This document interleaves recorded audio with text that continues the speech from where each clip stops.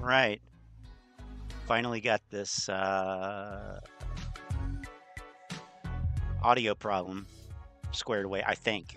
I think. So we'll see. But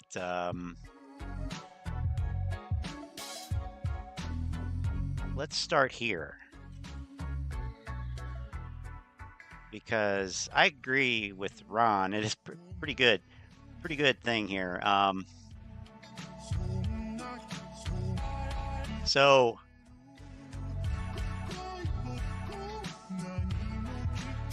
there's a mythological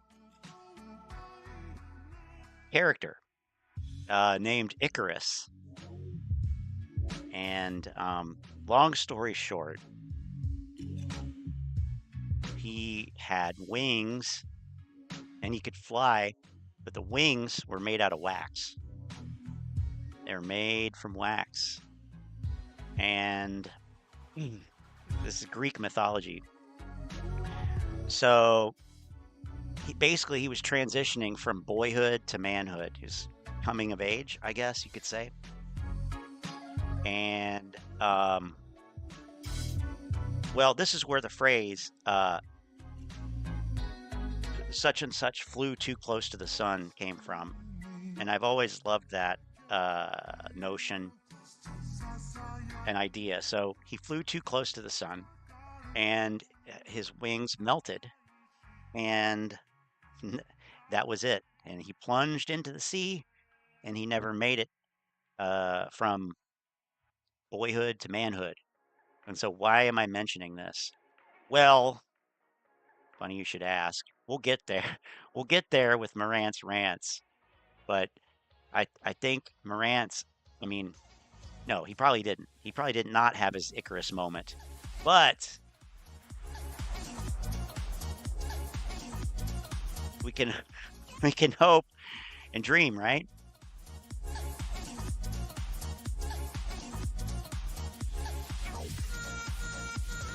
So, and I was like, you know, we'll ease into it here because it's been a long week for me back to work.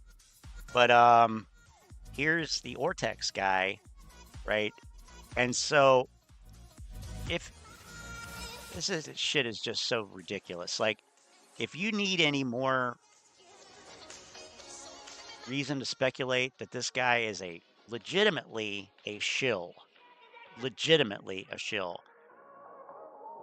I mean, you really are taking the whole demanding evidence thing seriously, which, you know, is a good thing. But oh yeah, Vortex guy here with the closing bell update.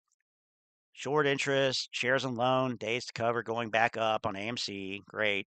Cost to borrow high and level utilization at 100%, of course. So what does that mean when there's no contrast for over a year in a data point? How can this be useful at all? It hasn't fluctuated from 100%. Anyway, it's not a non-Ortex bitch session. Could be. Closed. Today, 679, current mood. Soon enough, these past few years are going to be awesome, telling our friends about while on our yachts. While on your yachts. Really, Jay Drukas. That sounds very shilly.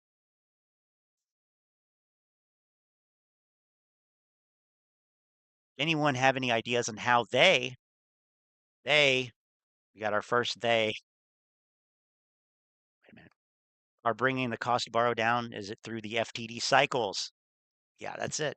Edit that cost to borrow minimum is what I'd like to watch. Their fact TikTok. So this is a familiar form of statement here. That cost to borrow minimum is what I like to watch. They're fucked. TikTok. Just moving shares around to create the impression of availability. Oh, okay. Did Ortex tell you that? Lowest cost to borrow isn't single digits after closing on a Friday. That's different. I mean, haven't they learned that none of this shit matters? No, they haven't learned. No, they haven't learned. But let me say it again. None of this shit matters. None. None of it matters. Bullshit. Oh, look at that. Oh my God. Where did they they printed these shares? What basement printing press are they using now? I mean, seriously. You think you can get one over on the Apes, Ken? You might be able to fool Scotty, but anyway, god damn. Uh, yes, here we go. There were 1.2 million shares available to borrow. 1.1 million of those were borrowed. I mean, it's almost like, oh, there's shares available, then they get borrowed, then some get returned, and then more become available and they get borrowed. This is how it works. Congratulations. Buy and hold, you say? $518. 100 shares. Good God. A waste of money. Also, I'm uh I'm a bit old school tonight with my setup, so I have one monitor, one screen, and it's hard for me to see everything at once. So if I miss the chat for a bit, I do apologize. But I'll get back to it eventually. So who's here tonight?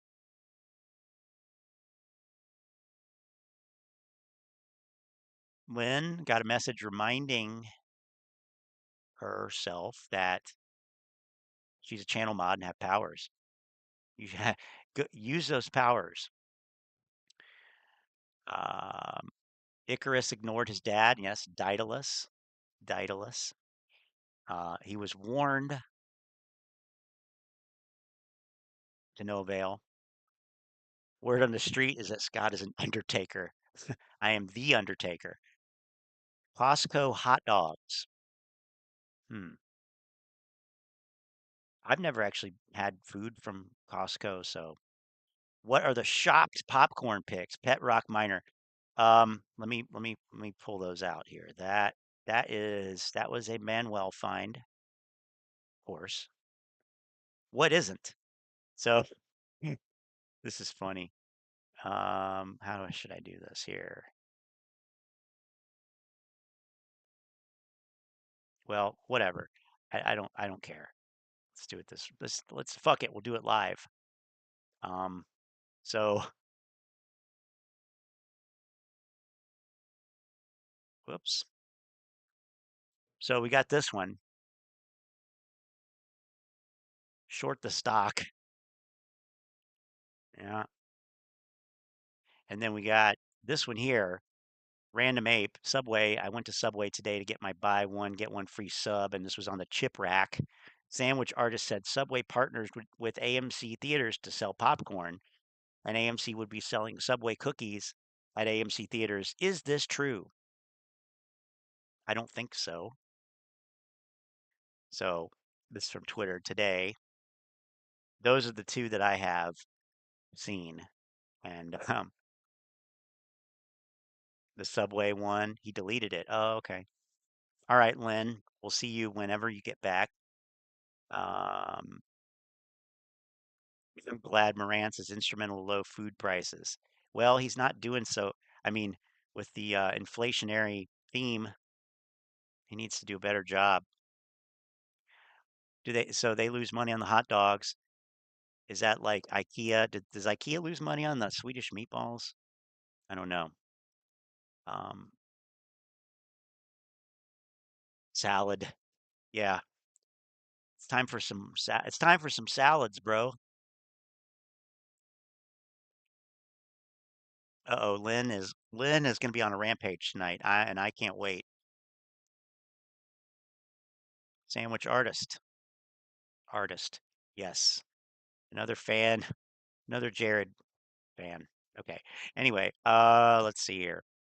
So, still here, still seeing movies good. I got mine. I tried to, so this is great. I was in Walmart last night And I actually saw this. Let me, alls. Okay. You know, working on one screen, live streaming, bit of a challenge sometimes. Okay. I saw this in Walmart last night. AMC theaters, perfectly popcorn, real movie theater popcorn, lightly salted. The price is already reduced. Look at that. The price is already reduced to $3.74. It was reduced on the 6th of May. But I mean, I have no use for anything lightly salted, so I put this back on the shelf. But this was on this little clearance end cap that they had. I thought that was hilarious. Like, the price is already fucking reduced. Are you kidding me? That must be selling great. Must be selling great. But that's the first time I've seen any AMC merchandise in my local Walmart.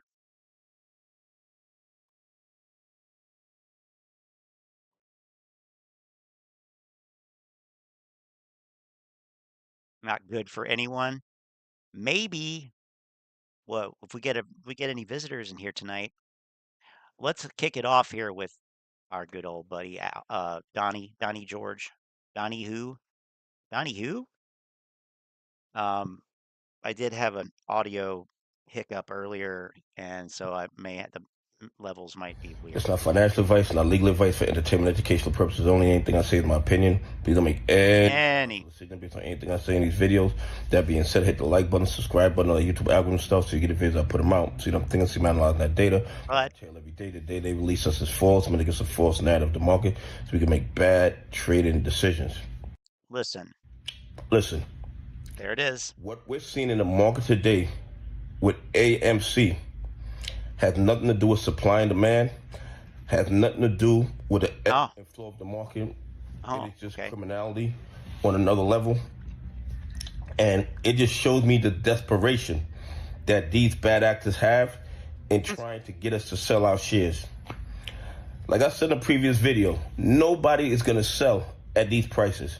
So all you bad actors, y'all can, do the illegality. Y'all could go in the dog pool and do your ladder tax, do your criminality, your washing. And I'm not telling nobody to buy, hold, or sell AMC. Yeah, you are. But I'm just telling you, based on everything I'm seeing in the market, based on the way I'm analyzing the reactions that I get from my videos, nobody's going to sell their shares at this price. And the desperation, in my opinion, on the shorters is getting crazy. And I'm going to tell you why. You see how red the market is today? That is putting a lot of additional pressure on these bad actors. QQQ is down $2. Yeah, it didn't close down $2, bruh. Did not close down $2. Well, this market is garbage, though. Garbage market. I put some plays in. I saw it going down. But well, you probably got fucked then by the end of the day. Here's the thing. With the market going red, that means all these bad actors are red on their long positions. And like I tell y'all in previous videos, they don't. How do you know that? How do you actually know that? You don't think that they are one step ahead of you?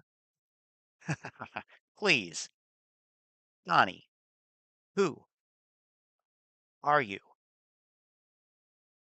I mean, like, no, that argument has never worked. It's never been true. Try another one. But no, that has not proven itself. That argument does not stand the test of anything. Certainly not time of 2 fucking years of saying, oh, when the market crashes, then no. What the fuck happened last year? I mean, seriously, no. Try again. They don't do margin calls like us. Like, I don't do margin calls at all anymore. I used to 30 months ago. I don't do margin anymore because I don't like it, and I believe it causes a problem when it comes to moving shares and blah blah blah blah blah blah. So in other words, you flew too close to the sun, and now you don't do I margin. don't do them. Got it. But anyway, most people are usually margin 2-1, maybe 3-1. These hedge funds be margin 10-1, 50-1, 100-1. At one point, there was one What? company that was margin 150-1. So when Apple drops, when Amazon He doesn't drops, when understand what a any fucking of these hedge fund is. positions that they're long in drops, they get the phone call and they have X amount of days to find the money Oh, yeah. or sell their long positions. And Okay. The market is up 20 fucking percent. You're talking about the NASDAQ year to date. So I fail to see the at relevance this here. point right now, I fail to with see the it. banking crisis, with the market red, Oh, ha! The banking crisis. Well, you know what? There's a list for that. There's the failed bank list. Let's see what we got today. Yes, one of my favorite websites. Here it is. So now we're up to 3. Now we have First Republic, the banking crisis. The crisis is real. Okay? and they're Jesus. they're doubling down on their naked shorting of AMC. They're doubling down so bad that the cost to borrow has dropped to I think 98.1%. Okay? That's what my temperature dropped to after I got rid of COVID. But uh doubling down on the naked shorting. No, that is a false and or misleading statement. I'm starting to think that you actually aren't a financial advisor, Don. They've moved millions of counterfeit AMC shares today, counterfeit AMC shares to illegally manipulate the price. The S I'm going to pull a Tony market moves here and say, you have the blue sheets. Where are the blue sheets? Can we see the blue sheets? Okay. Maybe you've seen the blue sheets. I don't know. I don't know. Maybe you've seen the blue sheets. Dude, SEC knows what's going on. The DTCC knows what's going on. CFTC knows what's going on. There is nobody who eyes are open who doesn't know what's going on. Okay? It is criminality. It is a crime of the century in real time. crime And our of the regulatory century. agencies are doing nothing. But I believe the pressure is building, and any day it can explode. Anyway, please leave some comments. Tell me what you think. No. God, I'm so sick of that argument. Oh, and the market crashes. Yeah, sure. That's it. Yep. AMC shareholders don't need to go Mad Max. Oh, that sounds like a fun All blue right, I had to share this with you guys back in the stairwell. because somehow or another somebody has to take control. Okay, I got an email. AMC holders set off short squeeze with a question mark. What if the shareholders of AMC pull their money out of the banks? Will this cause a short squeeze? And the answer is yes. And we will watch the numbers climb from a federal prison because that will constitute conspiracy to manipulate.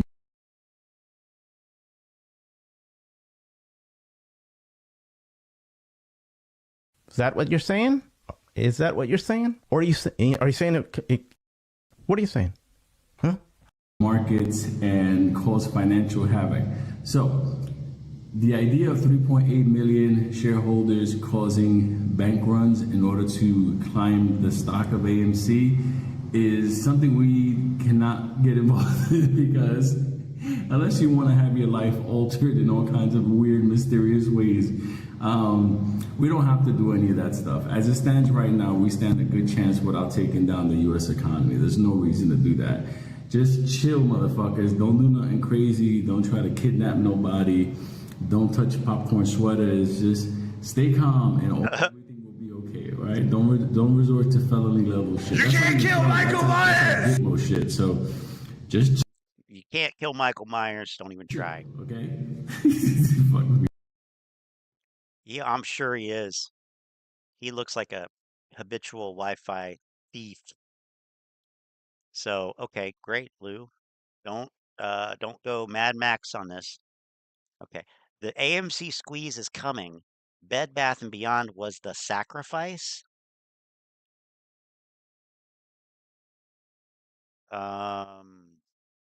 Okay. Where does this... Today, I want to talk about how Bed Bath & Beyond was the sacrifice. Bed, Bath, and Beyond. Holy shit. AMC squeeze. I also want to talk about how these short sellers are finally turning on each other in a mad rush for the exit, just like we said they would 2 years ago.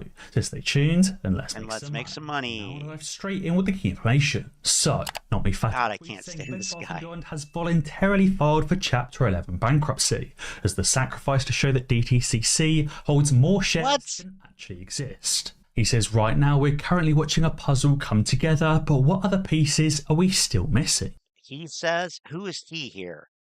Love gamestop.loopring.eth :crossbones at not me Fatima. He says, well, who gives a fuck what he says? So you may remember I've touched on this in a few of my previous videos, but this is the full list of shareholders for Bed Bath & Beyond unveiled in their bankruptcy lawsuit. Bed Bath & Beyond obviously has a float of around 400 million shares, but looking here we can see that Seed & Co. holds 776 million Bed Bath & Beyond shares just on their own. This is a 46-page document of shareholders, with many shareholders holding 20,000, 100,000 shares, even more on top of that. This is Bed Bath & Beyond sacrificing themselves to finally prove in sacrificing themselves. Give me a fucking break. Not just in Bed Bath & Beyond, but in AMC, GameStop, and other meme stocks as well. What a fucktard. The sacrifice to finally show us the direction on how we can prove it. I mean, this is some creative fucking bullshit. Bed Bath & Beyond was the sacrifice. Give me a fucking break. The synthetic shares do it. What a fucking retard. This guy's fucking retarded. How we can give verifiable real. evidence to not only the judge, fucking real. but those in government, and also to Aron as well. And then how the judge can call in Citadel and the DTCC or Seed & Co. into the lawsuit and effectively force them to close out of their short positions. This actually links in heavily with AMC's recent set of financial statements that exposes just how many shares are held through computer share. So Guardian has titled this tweet the definition of maximum annihilation. He said as of March 31st, 2023, the average account holder of Ape held in computer share possesses approximately 8,396 shares each. After the reverse split, those Ape shares would convert to approximately 839 shares of AMC. Now, if you think that sounds far-fetched or that actually isn't true, this is AMC's recent financial statements. It says as of March 31st, approximately 7.9 million shares of AMC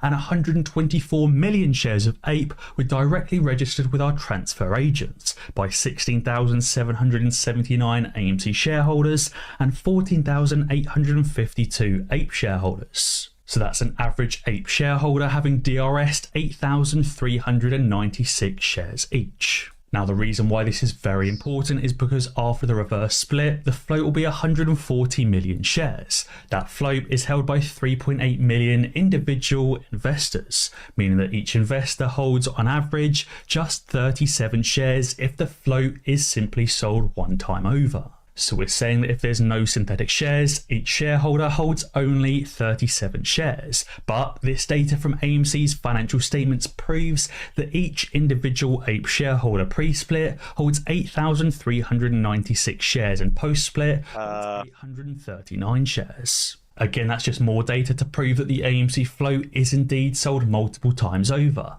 And now that we've had what? How did we get from that to there? I'm not going to go back and try to figure it out because this is just brain dead fucking bullshit. Brain dead. It says the average account holder. You can't, these people have no fucking clue how math works. None. They have zero. And isn't it great? They're in a fucking quantitative field here.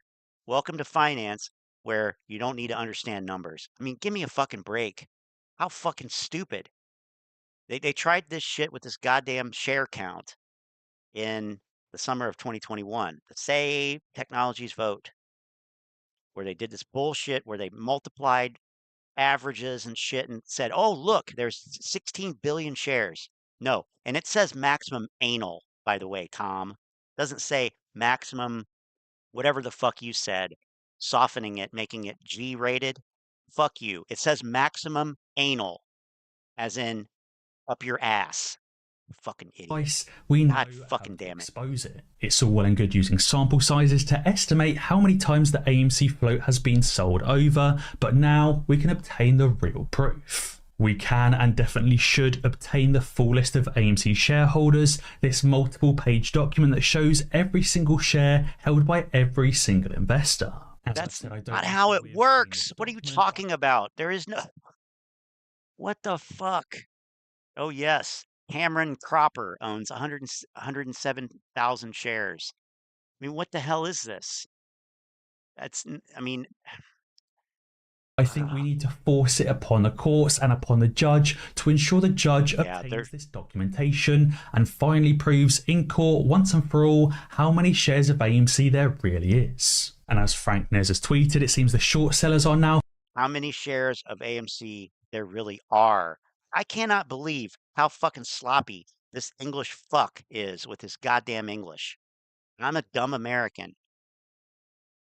Ugh. Finally turning on one another. This is something we've said would happen and something from franknez.com. We've been waiting for since the very beginning. We've said these shorts would finally turn on one another in a mad dash for that escape exit. Because obviously now shorters are finally turning on another shorter, Carl Icahn, and JP Morgan Chase or Jamie Dimon is also turning on other short sellers as well. Jamie Dimon is exposing in live interview that there are indeed short selling firms out there creating synthetic shares and manipulating stocks through derivatives. Nope. The only person manipulating stocks through any means is you. Look, his eyes are open. I honestly wish he would close them. Wow, that is a desperate fucking sad, pathetic fucking face. Why don't you shave? Why don't you,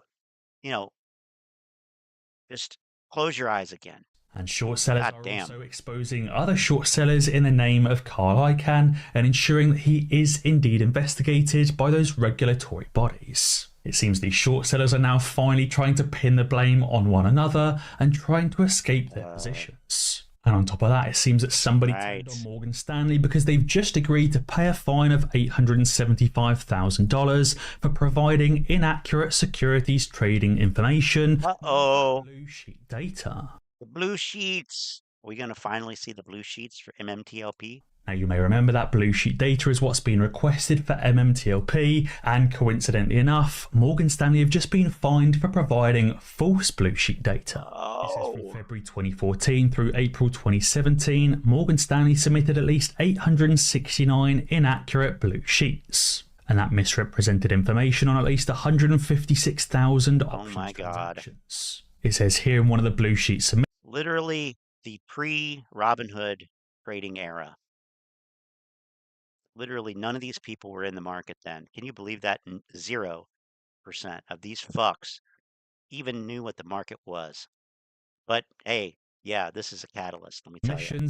Really good catalyst. Closed his options positioned, which were marked buy close and sell close.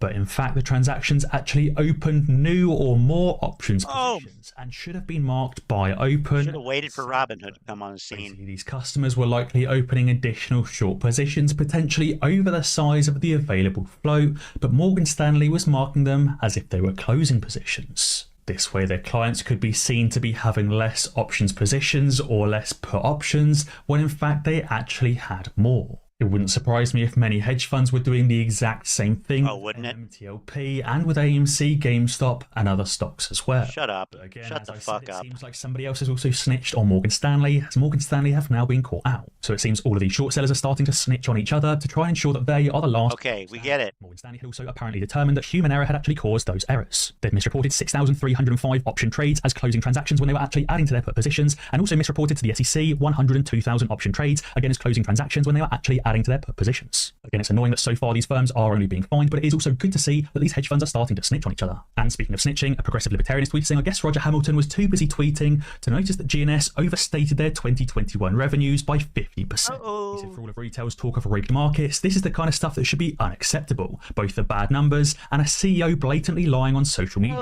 It seems that Roger Hamilton was just another one of those people trying to jump on the bandwagon and claim that his company was being synthetically shorted, when all he was trying to do was pump up the company to issue new equity or sell more of his shares.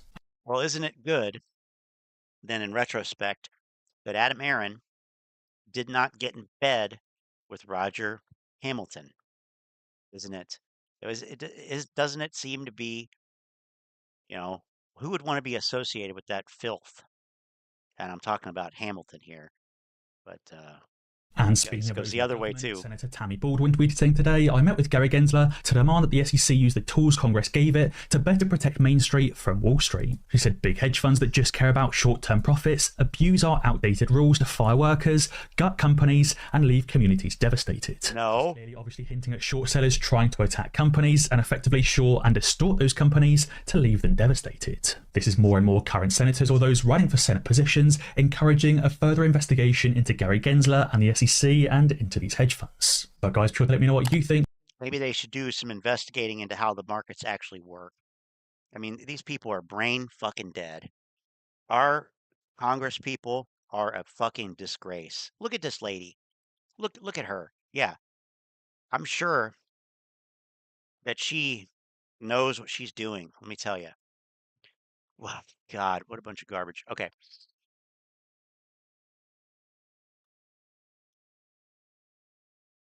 Let's see here. What do we got? We got Froggy Styles with a bunch of his 2 cents. That adds up to about 10 cents. Don't really care. But I am curious what's going on. Oh, here we go. Scavenger. Guys, Micah. I want to leave you Guys. with this one in regards to AMC and just talk about what we're seeing right now all over. It's some crazy stuff that's unfolding right now. And, you know, one of the biggest ones I want to talk about is, you know, Jamie Dimon coming out talking about how we need to punish short sellers for short selling banks. You know, banks are in.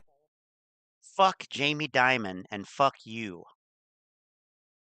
And whatever horse you rode in on. I mean, give me a fucking break. Who actually thinks Jamie Dimon is one of the slimiest motherfuckers that you will ever encounter in the world? Why would you fucking care what that lizard says? I mean, he is legitimately a fucking lizard. If you didn't believe in alien lizard humanoids before, just watch Jamie Dimon. Listen to him. He is a fucking slime ball. And I know that I got some people in here who, I mean, at least Lynn. Jamie Diamond. No, with a D. If the, if Apes understood how shorts work, they'd short every company they ever shopped at. Right? Including Costco. In a very troubling time right Oh, wait, that's, they would short every company they ever worked at. now. Right? There's a lot of withdrawals taking place. Of course, the news isn't telling us that. I do feel better. It's been a week since I've been sick. So yeah. Because remember who owns the news? It's rich people and banks, right? And the rich people are the banks. Unfortunately, though, those banks are Ponzi schemes that are in a very difficult situation right now. It doesn't work when people withdraw their money. We've seen it with Bernie Madoff. Ponzi schemes work great until the money stops coming. Well, you haven't seen it with AMC yet. In and you more will. money's coming out than coming in. That's when the issue occurs. Okay, retail investors have been saying for years now, Years. Short selling should be banned in the U.S. We've talked about it forever, but it's okay. No, it shouldn't. No, it shouldn't. I mean, imagine you are sitting there, or I guess walking around outside on it looks like a nice Michigan evening, and you are hoping for a massive short squeeze on one hand. On the other hand, or out of the other side of your mouth, you're saying that short selling should be banned. I'm really struggling here to understand what the fuck these people are talking about. So let's have a short squeeze and then immediately ban short selling so you guys can make money off of it. But then it fucks up the market. And it will fuck up the market. It will reduce liquidity. The quality of the market will go down. I mean, this has been evidence. This has been studied. We know this. But let's get our short squeeze first. You are a child. You're a fucking child. Okay, learn how this shit works, okay? And shut up. Short our stock. Be honest, quite frankly. But as soon as the shorts get greedy and go for, banks are Ponzi schemes in the sense that that's how our banking system is set up. They don't have we know they don't have enough money if everybody wanted to take it out. So, but that's how it works. Our money is fake anyway, right? Um, but Jamie Dimon thinks that, we should punish the short sellers because, well, those poor bank stocks. Oh, those poor bank stocks. Anyway,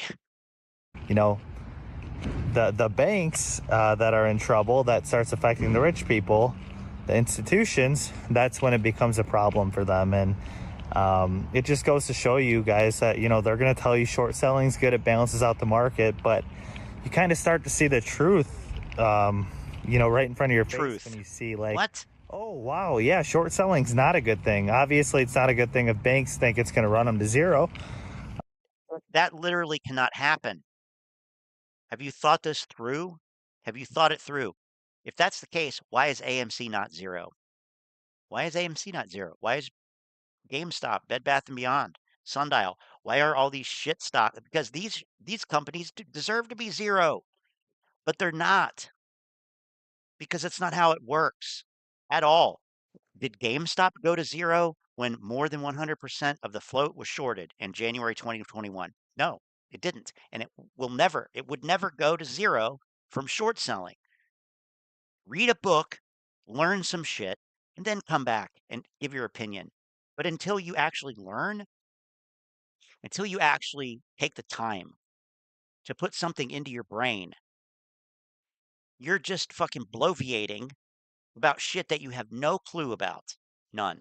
This is wild. This is so Hypothetically, there wild. should be a certain amount of short shares that can even be purchased in a given stock. But because shorts have the capability to infinitely short a stock, hypothetically, right? Because we've seen that's what they can do with AMC, rather, maybe not legally, but with naked shorting or creating FTDs, whatever.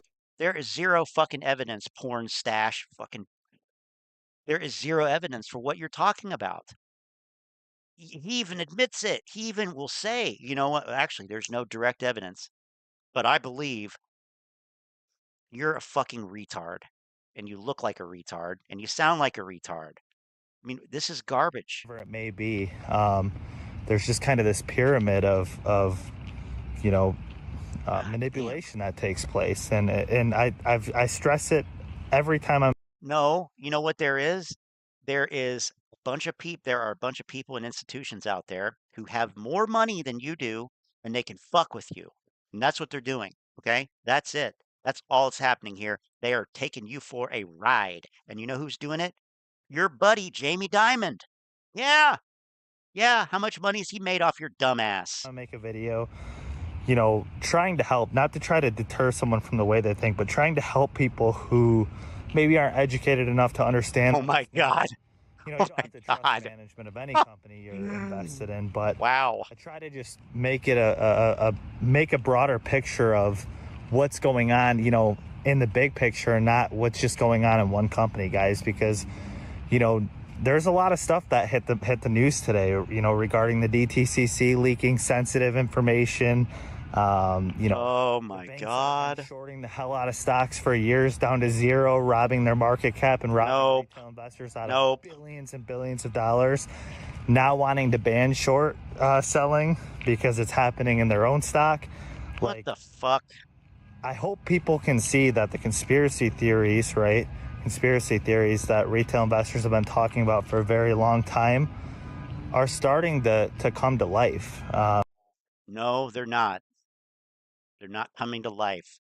The only thing that's coming to life is your little willy, because you think that somehow this means that you're going to be rich.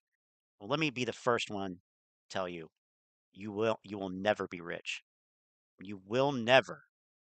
Not from the market. Maybe if you get a job, work hard, save money and invest smart. But no, this is the dumbest fucking shit. And Bad Back just said over in Telegram, these guys have vivid imaginations and delusions of grandeur. And that's exactly what is on display here. Oh, I'm just trying to break it down in case people don't understand. Let me break it down, because you don't understand.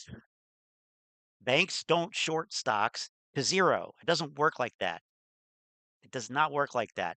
And I guarantee you, nobody actually wants to ban short selling. Nobody wants to. It will never happen. Get over it. Learn how as it works. facts. Motherfuckers. And I think this is a time where everybody should be really excited for what's coming, because we're starting you know, and I'm probably the last person to say this tonight. I'm sure tons of people have been talking about it, but these people, these higher ups that have been higher ups laws and what laws being criminals in the market, screwing what are you retail for 50 years, are all starting. You are a small fucking fry. Okay, let's nobody fucking cares about you. Nobody cares about retail fucking investors because they don't matter in the market. They are fucking noise. You are noise. Okay? You need to understand your fucking place. You are a fucking noise. That's it. You serve no fucking purpose in the market except to be exit liquidity on these dumbass fucking bankrupt companies, and then you're going to cry about losing all your money. You're irrelevant. Let's get that fucking straight off. Okay?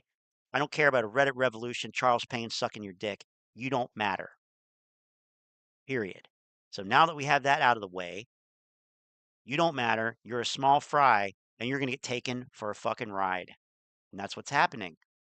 And it's not criminal that somebody else or another institution has more money to play with than you do. That's not crime.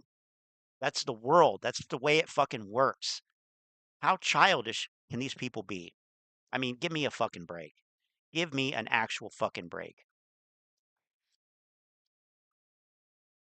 I don't think, let's see here. Bbbyq says banking stocks are different than regular stocks. That's why a potential ban on short selling of banks is happening. Will never happen for any other type of stocks or equities. I don't think it will even happen. I'll believe that when I fucking see it because it didn't fucking work. When they did this in 2008, 2009, they tried this, the shit continued to go down anyway. And so I joke about it that, yeah, let's ban it so the market can finally have its fucking flush. But I don't see how I mean, I heard a little bit about it earlier this week. They were talking about it. Maybe it was like last weekend. And then um, I haven't heard anything else about it all week, I don't think. I'm trying to remember. I know they talked about it on Bloomberg one morning briefly, basically saying, yeah, right, it's never going to happen because like, it doesn't, I'll believe it when I see it. That would be one of the dumbest things they could do, in my To turn opinion. on each other because we're in a very different time in this country than we had been, prior years. Yeah, because you voted for Donald Trump. I've talked about it for a long time. Liquidity crisis, guys. Oh, is it drying up again? Liquidity crisis. We're there. Like it doesn't really get much worse than where we're at right now. It's pretty bad when. What does that mean? Countries are ditching the U.S. dollar and stuff. Like it's pretty bad right now. Who's ditching the U.S. dollar, by the way? I'm not aware of that.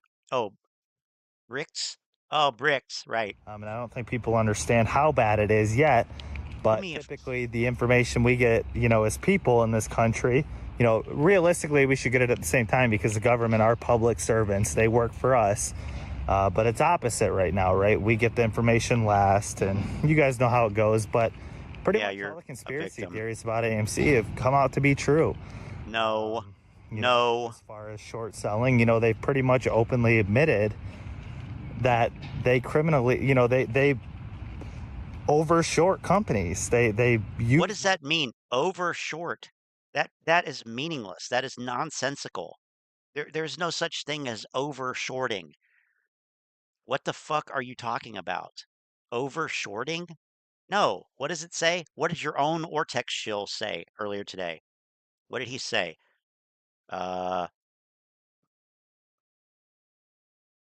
Live short interest, 128 million shares. Oh my God. Oh my God, that is it's over shorting. Over fucking shorting. That should be illegal. No. You have the money. You have the collateral. Who fucking cares? How about this? How about this? It's not over shorting. You guys are over long. You guys are overbuying. Yeah, it's overbought. This is an overbought stock because you guys bought all the shares and you won't sell them. No? Oh, okay. But somehow for short sellers, it's different. Go fuck yourself and grow the fuck up. Market manipulation. What a And if child. they didn't use market manipulation and manipulate stocks via What does that mean? You wouldn't have JP Morgan worried about short sellers, right? Yeah, no, you wouldn't have the fucking lizard worried about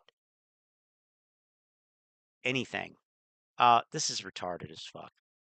Are you forgetting, too, also, additionally, are you forgetting that short sellers are guaranteed future fucking buyers? Are you forgetting that when everything crashes to the ground, the only person, people, institutions, the only entities that are going to save your ass are the short sellers because they're going to fucking buy. They're going to buy when everybody else is fucking selling. They're going to fucking cover and buy and push the price up so your ass doesn't get margin called. I mean, give me a fucking break. How stupid. You have no understanding of the fucking market. None. But they obviously God know damn. that their little short buddies obviously do a lot more damage than, you know, what the SEC tells you. You know, short selling's good for the economy. Yeah, it's good for the economy until they short the wrong. Nobody says it's good for the... What are you talking about? It doesn't even make sense. Companies, right? So wait, what? Good for the economy until they short the wrong companies, right? So interesting times, guys. But I just want you guys to sit back and look at the play we're in and understand that this, no matter how, you know, regardless of management's the ones that are gonna fuck us or Wall Street are the ones that are gonna fuck us. No, all the above. The stock is still owned, you know, over 80% by retail investors. So nope, no, it's not. Maybe back in February, but no, it's not. You can sit back and relax, knowing that here it is. Even though they use their manipulation to temporarily keep AMC's price down, the reality is still there that they don't own any shares. Okay, and that's something that should help you sleep at night. So we'll leave it right there, guys. And we'll be back tomorrow. Obviously, tomorrow's Friday, so obviously Max Payne, whatever that is. Obviously, yeah. Oh, how did that work out? How did that work out today for AMC? Probably not very well. Let's see.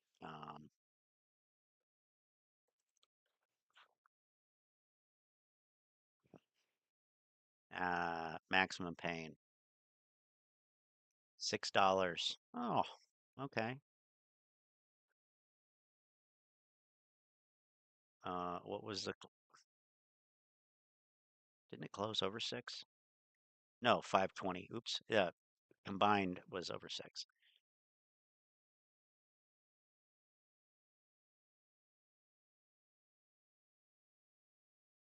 It's pretty shit volume.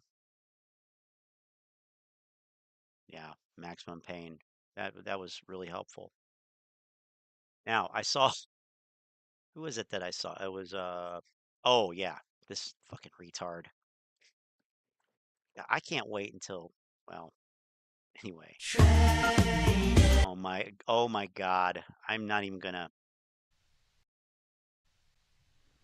All right, guys. So in this video, I'm going to talk about why I use AMC's volatility windows to potentially experience a volatility. Get ready for a bunch of made up, nonsensical terms that mean nothing. Let's just all mentally prepare ourselves for gobbledygook, baby talk, and, you know, logarithmic charting and other, yeah,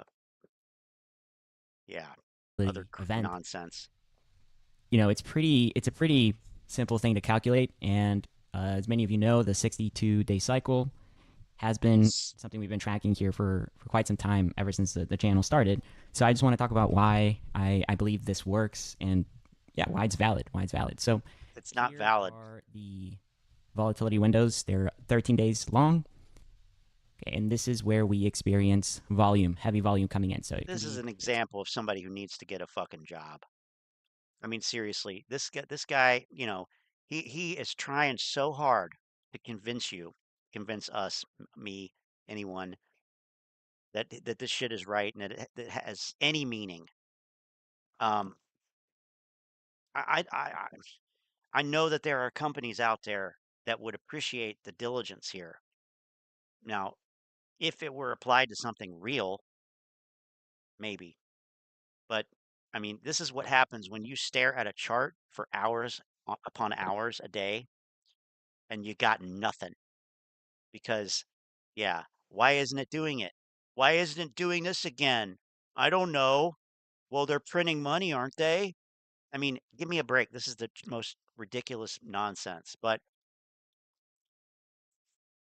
I'm just saying, you know, this kid probably get extreme a decent volume job. to the upside or downside. Now, this doesn't mean that every single time we get there, we experience heavy volume. It just means that that is where we have experienced heavy volume before. And right now, the correlation is 5 for 5. Now, how do I get that number, 5 for 5? Okay, well, we have an indicator here. Let me guess.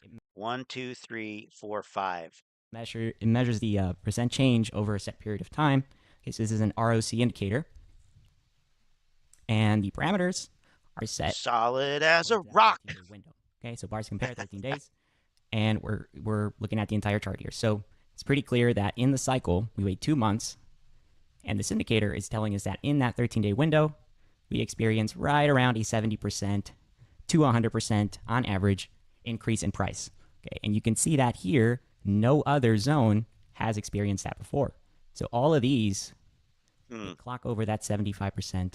Okay, so the gimmick here was this is GameStop. The gimmick here was this is the June 2021 squeeze. The gimmick here was this is when Ape was announced, and the gimmick here is when Ape came out. So what's the next gimmick? That's my question. It's green, and then 4 red, and then green, red, green, and then 4 red. So what is the next gimmick? Is it the court case? Maybe? Is it I don't know. Marantz and hot dogs? I don't know. But that's, I mean, yeah. So you get a gimmick, gimmick, gimmick, gimmick. What's the next gimmick? Okay, especially, you know, January and June. Those have been the bankruptcy. Okay, so this is why this is it has that positive correlation, because inside these windows we have experienced at least 75%. Now, this is an average, so all of these that you're looking at actually experienced over 100% return on these windows, but because it's set to that 13 bars to compare, is going to smooth it out. So nowhere else are we looking at that same percent change. Now, on some of these other windows, the ones that you're looking at that are red, those are inverse. So what that means is that the price is actually coming down. It's literally the algorithm is flipping it, right? So in this, the algorithm is flipping it. What does that mean? I wish I could. Could you expound on that statement? The algorithm is flipping it. Algorithm, and this is the sequence that we have going on right now. In this algorithm right now, we've only experienced 2 that have been flat. What that means is that there has not been volatility inside these zones. Okay, so and you can see that with the indicator down here as well. I'm curious where he studied finance. Be honest, where did he get his MBA in finance? How does he know what these algorithms look like on the inside? I don't know. Sure sounds like he knows what he's talking about. He sure sounds like he's seen the code.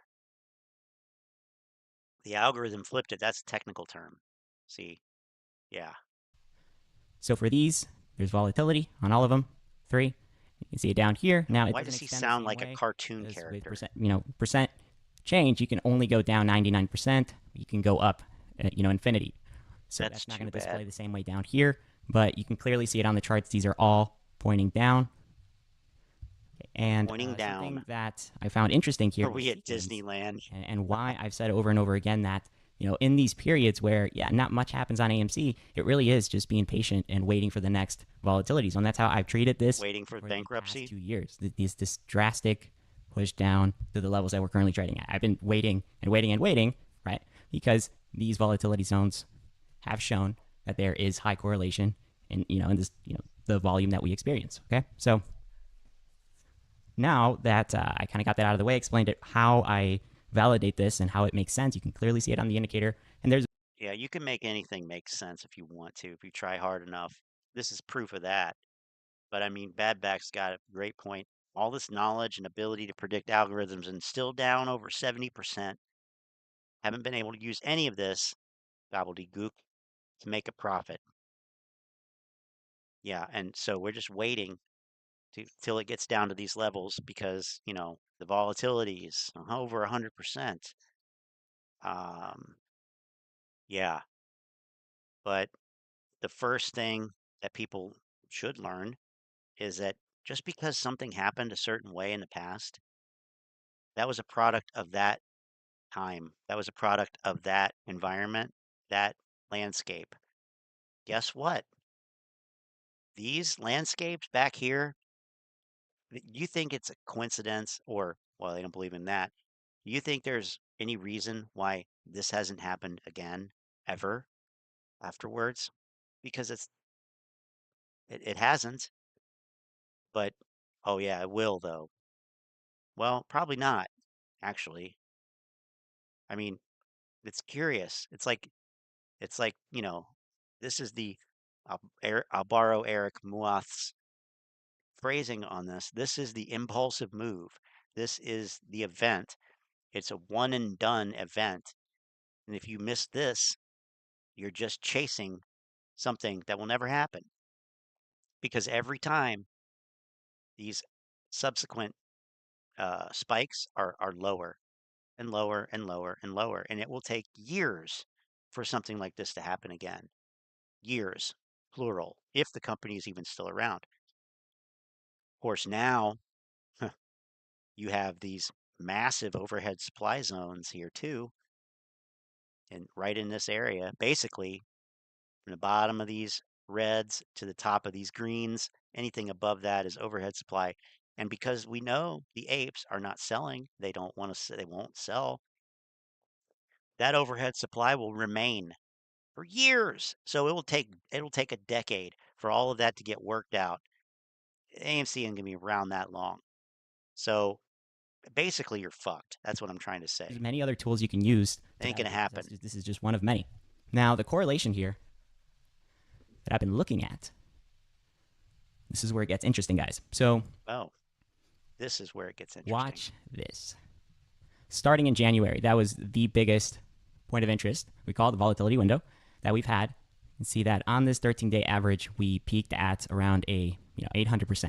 So it went way higher than that, but that's the average.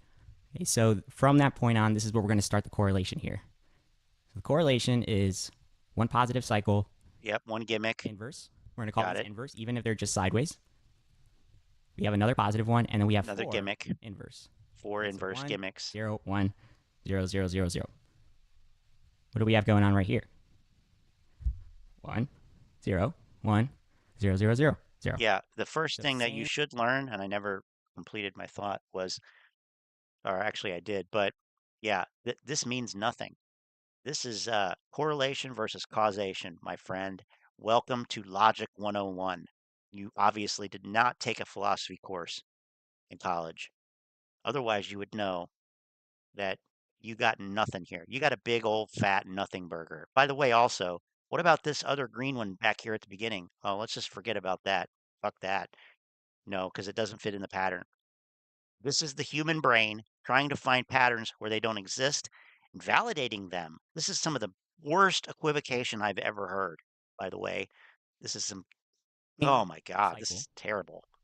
Okay, the one in November, that is what I call the initial push. It's almost like the projector that set things off to launch because that's where it all started.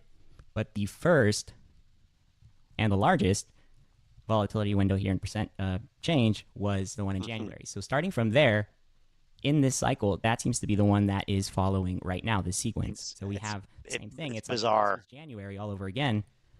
Think of it the same way, right? It's not. It's not January all over again, and it will never be. And then you have this, like that right there shows me that this guy does not get it. Imagine if it were January all over again. No, because it won't be. It literally will not be ever January 2021 or anything like it again in the foreseeable future. I have no reason to believe that it will be. I don't think he does unless he's holding out information. So yeah, let's set up a imagine it's January 2021 again. No, no, that's irrelevant. And guess what? They were doing in January 2021. They were printing money. They were stimulating. Ugh, uh, Is is that what's happening now? No. So I'm not going to pretend like it's January 2021. Nobody should. Nobody should. In fact, this video should have been turned off a long time ago. But I have this morbid curiosity for this crap. Long just drought where AMC is just trading along this very small range. And it's almost been a year of it just doing that. So obviously, that's the Obviously. goal here that these shorts are trying to do is just exhaust the retail trader. And it makes sense. I'll tell you guys why it makes sense. It's in the market, market makers. Here we go. They know that they have to hedge for positions, and they're giving the opportunity as market makers and also just institutional owners in the way that the market functions. The majority. Stop talking about market makers and institutional owners as if they're the same thing, because they're not. Okay, they're not at all. Market makers are position neutral entities. They are legally required to be position fucking neutral. Institutional owners are not. They are position directional owners, directional holders. They're not the same. That shows me that you don't know what you're talking about. Okay, let me go back just a little bit. Hedge for positions, and they're going to tell you guys why it makes sense. It's in the market. Market makers, they know that they have to hedge for positions, and they're giving the opportunity as market makers and also just institutional owners in the way that the market functions. The majority of people are going to buy a stock. They're not going to short a stock because it's not accessible to everyone. So most of the time, people are going to be bullish just in the markets, and that's where the opportunity is for most retail traders. It's just buying the stock. Now, yeah. See, that's garbage, garbage, garbage. 3 times for Adam Aron. You can't short a stock. It just means that the majority of people will buy stock. So what does that mean? It means that these guys, they have all the time in the world to do this and to run this algorithm here. So once things pump, they pump very quickly. I mean, just think about it this way, guys. I mean, it's a very small window, 13 days. That's it. And in that 13-day window, here in June, things pumped in like 3 days. So 3 days is quick. Now, on the macro picture, 3 days inside of 3 years is very small. So once these guys pump it, what happens? Yeah, and it hasn't happened again. The stock, and now you have all this time. And it won't happen again to short it, and it's just up and down, up and down, up and down until you get down to these very small numbers. So we're trading in these very small numbers now, and you do have to ask yourself, like, well, now that we're trading down here, what's going to happen next? Like, what does that mean? Well, what's going to happen next? The algorithms run and are orchestrated to run a certain way. There has to be a breather. There has to be some upside coming next. And this is where you look at the entire chart. You look at technicals, you look at everything else. We look at what other cycles are doing and compare that and see where we are in this correlation. I talked about Bitcoin on the last video. Yeah, and it was garbage too. And we have that same sequence right now playing out where things are falling in the crypto market. Okay. And prior to that here, we were actually trading around May. Do you mean to say all the worthless shit is finally getting its comeuppance, including Morant's rants? I mean, seriously. Bitcoin. Oh, what was the other shit coin he was talking about? I forget. But God, this is exhausting. So a lot of things in the market right now are happening the same way. We're in the same cycle. So coming up to the next point of interest here. You're in the same cycle. Yeah, the cycle of shit. You're in the cycle where the fucking balloon gets popped. You're in the cycle where you get hit by a water balloon full of piss, just like they did in The Wire. Season 2, I think. 3, 2. I mean, that's the period you're in. You are not in a 2021 period. We haven't even had the recession yet. We haven't seen pain. And everybody now is probably pretending like we're not going to. We're going to have a soft landing. Get fucking real. Get fucking real. This is not how bull markets begin. Not even fucking close. Bottom is going to drop out of this fucking shit. And a lot of these clowns are going to go crying back into the basement. And that's really what I'm waiting for. That's what I'm waiting for. Then we won't have to hear about this garbage anymore. That, oh, the cycle. Oh, the cycle. No, no, no. Volatility window, because I don't want to confuse anyone. Dave actually said something on Twitter, and it did get me thinking. Like, I don't want to confuse anybody. Dave Lauer? I don't know. He blocked me. I can't tell. Come on, These points of interest get through are this shit. They're just potential volatility zones where we could potentially experience volume, right? Heavy volume. But it's not guaranteed that we experience heavy volume in that window, as we've seen on these last 4. Volume or volatility? Those are two different things. Two different things, volume and volatility. And by the way, speaking of volume, let's say, what does it say? This says here, AMC live short interest 128.87 million. That's the short interest. Oh, okay. So what happens? Let's look at the AMC chart for a daily basis. Oh, wait a minute. We have some failed predictions here. It looks like we never came back to. What is this? January 2021 price levels per ants trades this week. This was right in the middle of when I was sick last week. Then what do we have here? This is, oh, that's an ortex buy signal. Yeah, I'm glad. Yeah, that's good one, ortex. That's funny. Ortex fucking buy signal. So yeah, another failed prediction by both ortex and ants trades. But back to this thing here. If we put the volume on, like that day that ortex had the buy signal was April 10th, and the volume that day was 101 million. The short, and that's combined buying and selling. I know that, but just go with it for a second. Here, 101 million. We had 89 million. Then these 2 days, we had 122 million. Okay, this is a good example right here. This right here, and then so 122 million, and then 113 million. And so you had this range here of $1.41. That's it. Well, it closed high by $1.41. Anyway, um, that, and we could look, what is that? February 27th. Okay. February 27th, right here. Oh, yeah, of course. So we got a lot of buying here. Let's put on an indicator, visible range, volume profile. Can we just narrow this down just to that day, the 27th, to 228? Sure. Whoa. Okay. Okay. So here's that day. So, and then let me just do this real quick. Let me also just put this on so you can see the total number. So it says here,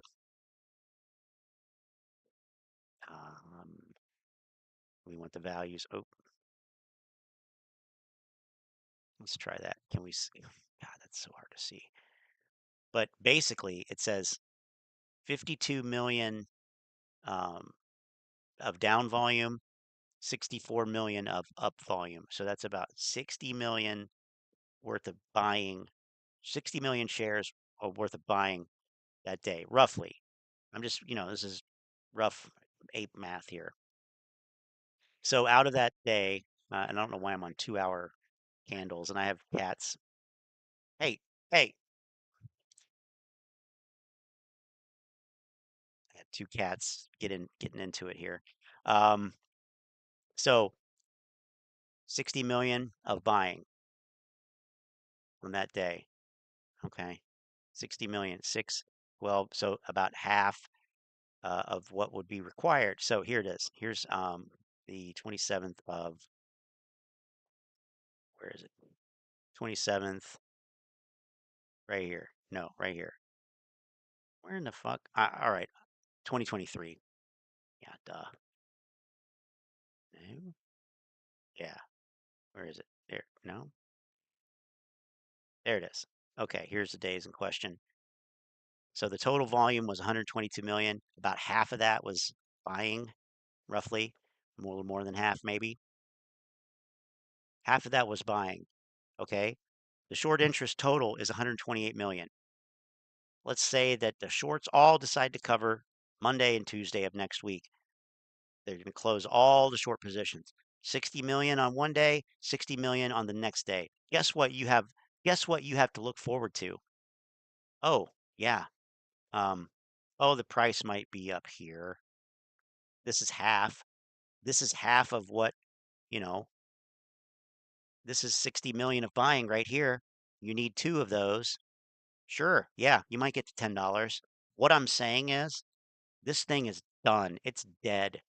At these prices, it's bullshit. At these prices, it's bullshit. 120 million of volume is not going to get you to $100,000 per fucking share. And you got to be fucking retard to believe that it would get you anywhere close to even $20 because this is a $5 stock. It's a $5 stock. I don't care if you have 800 million of volume at this point. It doesn't matter. And by the way, it would never happen that way because shorts aren't, it's, it just doesn't work like that. You're sure, go ahead. Buy 120 million shares in one day. Hello, $8. Like, what the fuck? This is logic. This is a logical approach. This is a nothing burger, is what it is. Extra mayo. Nothing's happening. Okay, so the next one here is in June. What I'm going to do... Had back. I know, right? One of these. Speaking of which... And the next one is right here. Pull up the cycle. Roll another blunt. Look at that. I got it like right there. Good times. Starts May 30, June 3rd.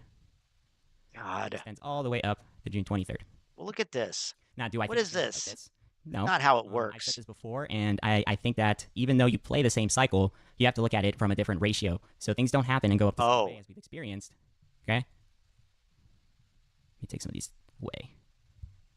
So why don't you take the moving background away? Like you're not playing a game here.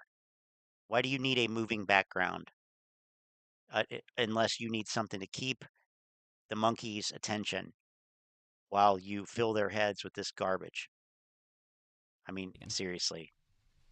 Yeah, this is just an opportunity. I've actually laid out a projection on what I think is going to happen. But going on the way up here, we have to be on track, and we have to, this thing has to be putting pressure on the shorts on the way up. That's how shorts get squeezed out, right? The pressure builds up. On GME's chart, it's very clear that there was you can call it like an inverse, almost an inverse wedge, parabolic arc developing until things just popped. And that's the same thing that needs to happen here. We're dealing with this macro double bottom right now. That could be the worst explanation of a short squeeze I've ever heard. Jesus. And you're starting to see things turn around. Like right now, things are bearish, right? No, like I said, you could have 60 million of buying one day, 60 million buying of the next day. And by the way, you would have short selling at the top of that buying. So it would never work. This would never actually happen. I'm just saying 120 million volume, 100% buying on a $5 stock is it's not even going to get you to the top of this box, bro. Like, give it up. You have no fucking clue. AMC. All these fucking colors, all these boxes, meaningless. You can see this, like, dude, the chart does not look. I mean, why? You got to wonder what would possess somebody to go to this much trouble to come up with this nonsense. I mean, seriously, like, what in the fuck is going on here? I have no fucking clue. None. But it's 2023 and you got this garbage out there. That blows my mind. That legitimately blows my mind. Pretty good to me. And, considering the market conditions and everything that's going on right now, I don't see why, like, AMC has not been beat the same way as we've seen with these other stocks, right? Bed Bath & Beyond, Nikola, okay? Even like the stocks. Nikola. These other ones, man, got beat down pretty hard. Okay, we got MULN. Why would you lump AMC in with Bed Bath & Beyond and whatever the fuck one he just said, Nikola? Yeah. As far as I'm concerned, that's ridiculous. You know, that's ridiculous. Anyway, I'll stop stopping it. Everything going to the pennies. AMC is sustaining itself, and Ape too. Right now, $5, dude. They have not brought this down below that level, so that's very important that we stay on that range and we start climbing up here. Okay, so my Not yet. projection, and this is like pretty conservative, I think, but going into the next point of interest, if we experience heavy volume coming in, I don't see why we can't see anywhere between, and I'm just going to have a range here on where it goes from where it starts, but right around the $6 range, if we're there before the POI starts, I don't see why AMC can't go to the $8 or $10 range. Oh, yeah. Coming back up and meeting some level of Yay. resistance. Once we get there, this is the first point of interest. Okay. The next one after that is in August. Now, the cycle does not have to follow back to back the same way. Like, we don't have to do positive POI, inverse, and then positive again. It could be positive, positive. Oh, but it just so happens that it is. Positive POIs in a row. And that looks good to me on the chart. This is where we zoom out. POI. Remember we said look for all these terms that are meaningless. There's one for you. POI. Picture here. It's just what we call a massive projector pattern, which we started to see this way back in June. That's what you call it. But the more you zoom out, sometimes charts do extend themselves a little bit more. And this would be nothing if it was on the daily chart or if it was on the smaller time frames. But the fact that we're on the weekly chart, even the monthly chart, this is starting to look pretty good. Okay. What? Starting to look like it wants to turn around. Making slow steps on the upside because things won't just go up. You do have to again your way up.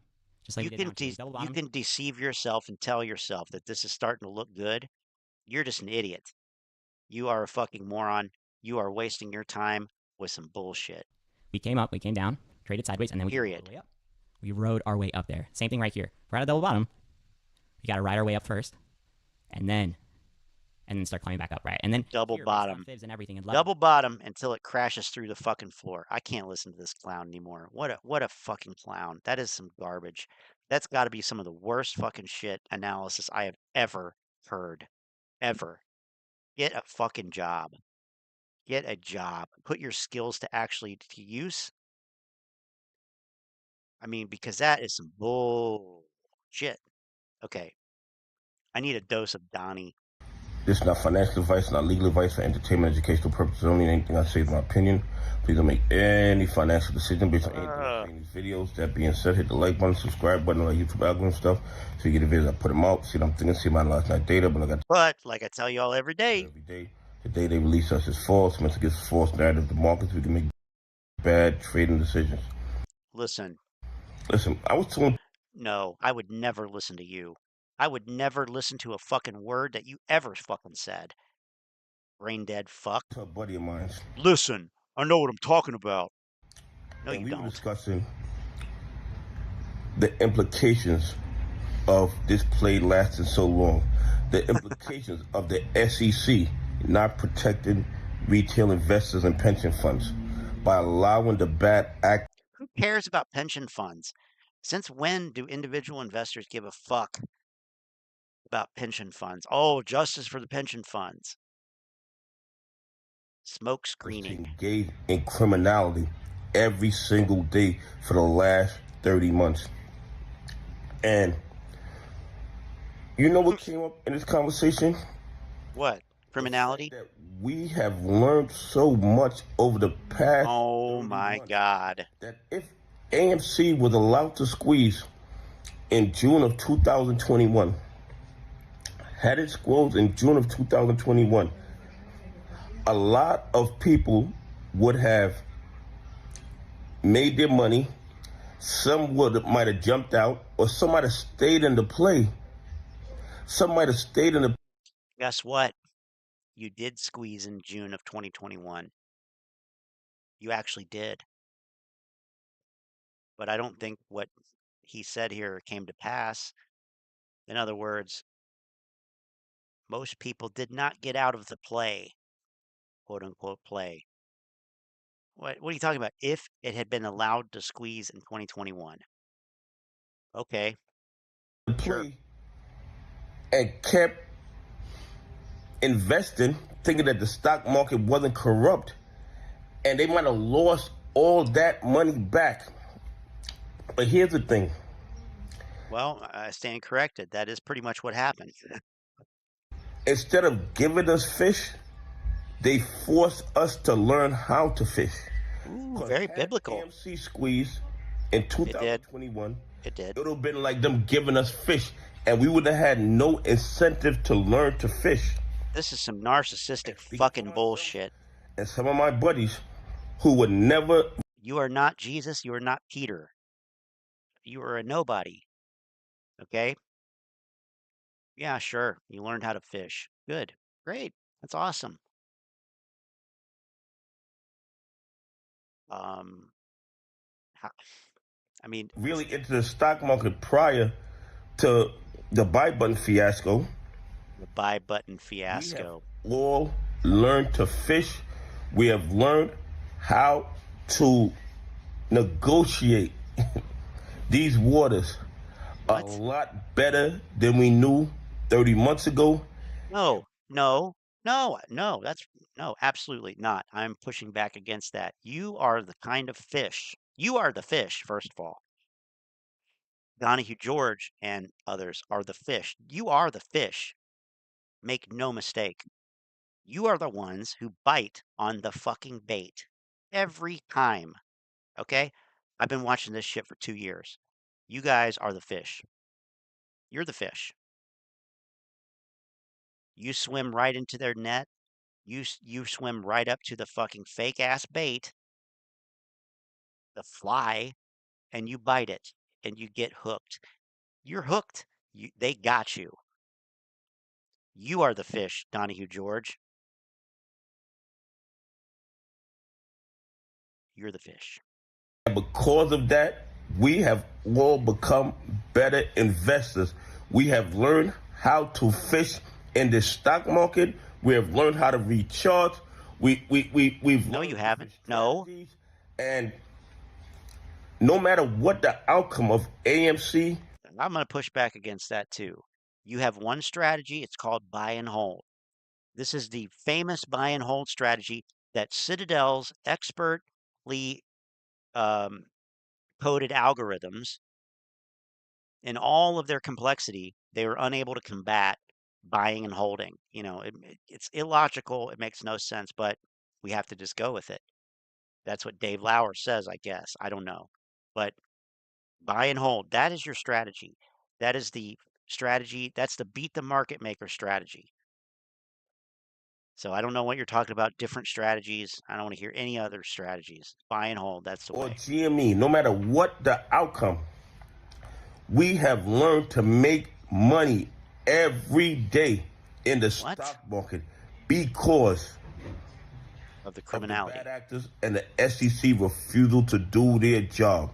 Anyway, please leave some comments. Tell me. I mean, you got to be fucking kidding me. What a bunch of retards.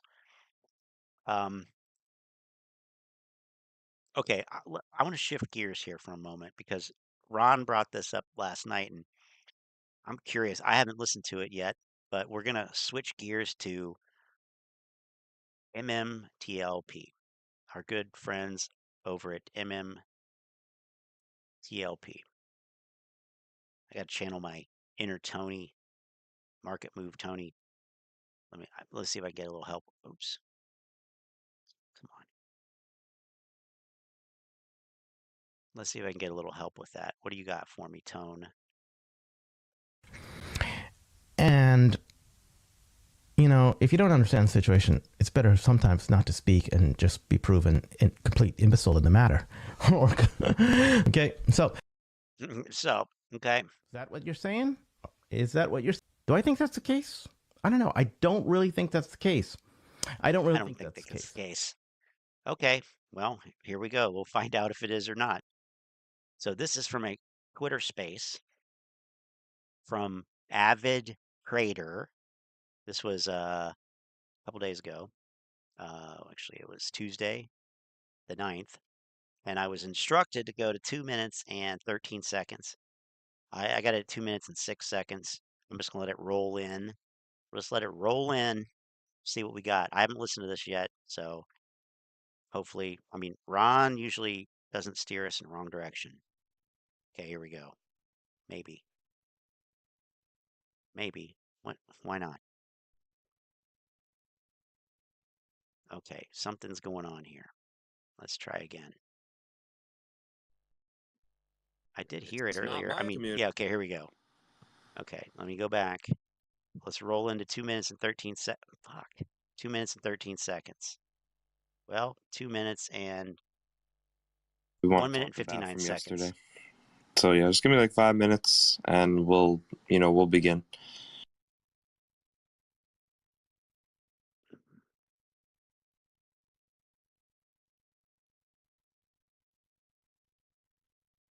Two hours and 13 minutes. Oh. Got it. Okay. That makes more sense.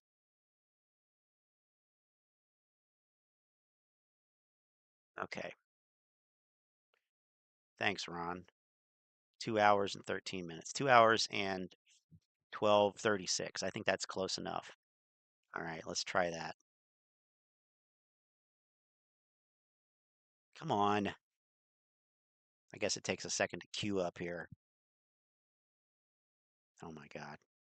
Is there a way to download this? Can I just download it and play it? I guess not. Make money on the OTC market. Yes, Model 3 dude, because you know it's harder to manipulate the OTC markets. That's what they think. I mean, you can't make this shit up. You cannot make this shit up. It's hilarious. Come on. What the hell? Okay, let me try again. Usually when I refresh it and then go to seek to a time, Stressing it'll about work. it every. I think over the all-time, say it All to right, the here we person, go. Here we go. Definitely about the things I'm not Here we very go. confident about in terms of the whole situation. Again, there's always three sides to every story. So I'm not trying to get involved with that. But in the end of the day, I always preach professionalism, being respectful, not, if you got something to say it to someone's face. Don't go behind their back and talk shit. That's pussy shit. I cannot fucking stand that. It's like, it's such a like coward like thing to do. And again, not calling anyone out specifically for that, but just in general, if you got something to say it to the person, address it, move on. And that's it. Because again, we're all here fighting for the same thing, the same goal. I want to see this community do great. I think they're going to take that first step. I really do. I think that they're going to be the leader in this. So that's pretty much it. I know Paul T's got a hand up, so I'm going to go to him. Here we go. Hey, how are you? I'm great. Yeah, this is the first time I'm speaking in your space here. I've never really heard you spoke before, but a lot of people have a lot of concerns with what you're saying about MMTLP. A lot of people have been DMing me about what you've been saying about MMTLP, and I'm going to tell you what I've heard. I didn't hear you say it, so I don't know. That's about fine. The settlement issue.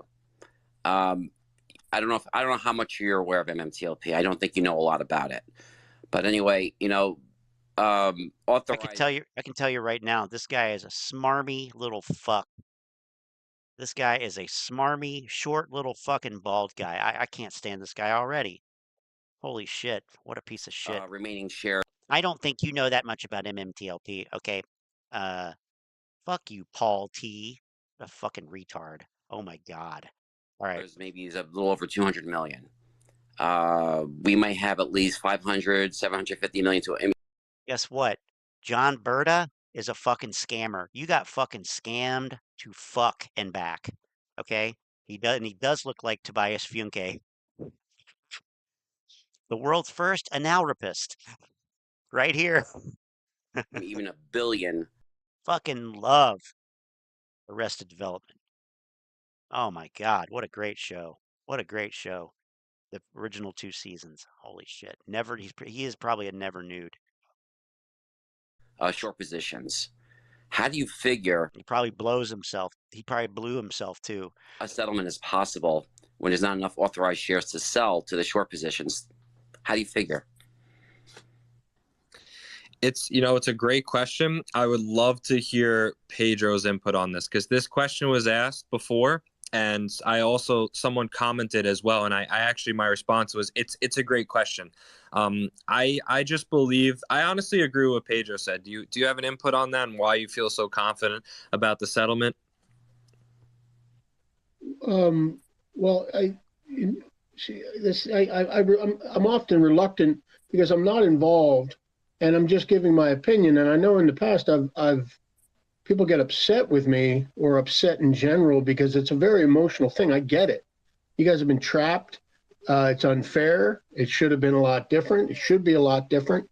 It's a very good point. And that is a big problem with any potential settlement would be if there's a wildly overshorted situation. Here we go. Overshorted. I personally don't believe that there's more than there's 1 billion shares short, because I've done the math in terms of if you shorted every single share that's ever traded MTLP, going back to when it started, I think in October of 21, if you add up all the shares, I don't know if 1 billion traded from October 2021 to October 2022. I don't think 1 billion shares even came close to trading. It looks like in the couple 100 million standpoint. Hey, Joe, let me cut you off right there. You're forgetting one important detail. Okay. Torchlight was trading for 10 years and was getting shorted to hell. Those. Okay, well, that's fair. Yeah, that's absolutely, you're correct. You're absolutely correct. That's a fair statement. And like I said, I'm not antagonistic at all.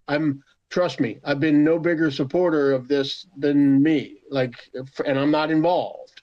You can ask anybody in your community. And it's not, and I know I can speak for Abbott. Nobody wants to be confrontational, but do you want to hear somebody's opinion who's been around for a long time? Now I'll give you my opinion. If you don't want it, throw it away. All I'm saying is, yes, you're correct that Torchlight, you're right. It could have, and where that'll fall. Okay, so if Torchlight was trading for that long, and I 100% agree that you could have, I'd have to go look back at the trading history and kind of get a general idea if it's possible. But you could certainly have an over situation. You could certainly have 2x Torchlight could have been shorted. So then when they issued a dividend, the MMTLP was given out, then they would have to have been shorted that. And so you could have a 2x situation where instead of 165 million, it's 365 million. I generally still don't believe it's in the billions. Just from a overall liability standpoint, there are certain governors behind the curtain that will stop some entity from getting that big in the billions of shares, because it's very hard to navigate that. Now, could it be 350 million shares, 400 million shares? Absolutely. And what then the issue is, who issued those fake IOUs? Those would be the broker dealers. And so that's why I think you keep looking for the deepest pockets here. And the reason why the broker dealers have been stubborn and not willing to do this and making it difficult to do that is because their asses are on the hook. If this blows up, guess what? There's not enough shares and the music stops. Guess what? Whatever, if it's Fidelity or E-Trade, they might be on the hook for 80 million shares that they've just sold an IOU. Now, all of a sudden, it's time to pony up some cash. And that's the battle you face in terms of getting down, but getting to that third rail. And your guys are getting close. And when I talk about a settlement, I talk about a settlement because I see it as the only solution. Okay, Drew. I do not see, nor do I think the MMTLP crowd should want the stock to open for 2 days. I think that's a terrible idea. But again, I want to say one thing on that too. I honestly, in this market, I wouldn't put anything fucking past it. I mean, who's to say there isn't 1 billion shares, somehow parked away somewhere? And that's something where it just becomes so difficult. It's like with AMC too. It's like no one will really know the number, but I don't know if it is 1 billion. I don't know if we're ever gonna know if it's 1 billion. Look, if I can interrupt there, he made a very good point about the Torchlight. I agree with that. Yeah, I was just looking at how many shares of MMTLP traded since it was illegally listed, and you cannot get to 1 billion share or a multi-billion share short position because that many shares hadn't traded. And it is literally impossible to short every single share, just as like impossible to buy every single share. A reasonable number is 20-25% of volume. But the Torchlight side, I just can't find any historical charts or data or volume patterns over the years to get to that. Could it? I absolutely 100% agree. It could certainly be 2x the 165. It could be 3x and 4x. It could be up to that point. It could be. It could certainly be that amount, and that is the fly in the ointment for any type of settlement. I only talk about a settlement, and then I'll shut up. I only talk about a settlement is that it's the only scenario I can see. I can either see. I just don't. I don't see, like I said, nor should anybody want them to open the stock for 2 days. It's just. I want to say one point on that too. I know we got a lot of hands. I know a lot of people that are probably going to definitely respond a type of way to that comment, which is it's again understandable why they feel that way.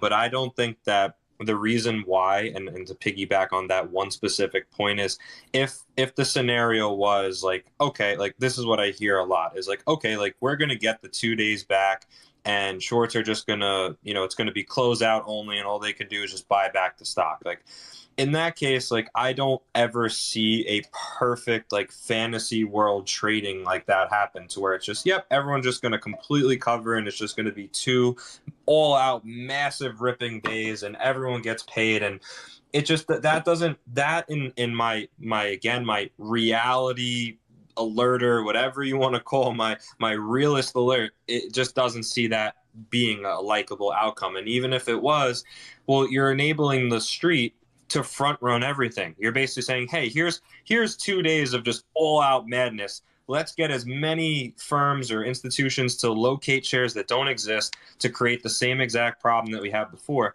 I just don't see anything running perfectly as smooth as those 2 trading days people anticipate. I mean, even what we saw before. Well, they've acknowledged. See, to me, they've already acknowledged that it was illegally listed. So how can they? It would be going against everything that they. I think in fairness, if it was illegally listed, it could be illegally put back on. I think if there's definitely a way it could be enabled again. Well, wait a minute. Can I talk here? Hold on a second. I'm trying to get back in here. You guys Avid and Pedro are going back and forth. Don't give me a chance to even talk. Jeez. Hold on a second. You got the floor, buddy. My God. I'm trying to get in word in edgewise. You guys just going back and forth. I'm like, hello. We're going to give the time policy. Let's say there's 400 million counterfeit shares. Authorized shares remaining right now are about 225 million. There's no way for settlement. That's not going to happen. It's impossible. The only way to increase the authorized shares is with the shareholder vote. And Nextbridge does not know who their shareholders are. That's not possible. So settlement is not possible. The only possible solution and the only solution is to open up trading. And the only way they can do that is for FINRA to issue a corporate action to do so. Now, how are they going to locate the shares? I think you're going to be. I think you. But hold on. Let him finish. You guys love to talk. Okay. I mean, I hold space. I let people talk. So anyway, there is no other possible solution. A settlement is not possible. There are too many shares out there. It exceeds the authorized shares. It will not happen. So stop spreading that FUD. It cannot happen. It's impossible. That is not a possible. Yeah. All right. I mean, listen. I'll say okay. Fine. Don't spread FUD like that. It's not a possible solution. There's not enough shares to sell.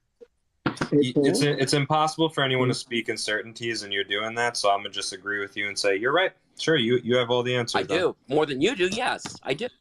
Can I say something, Abbott? Can I just say something, please? Please, Joe.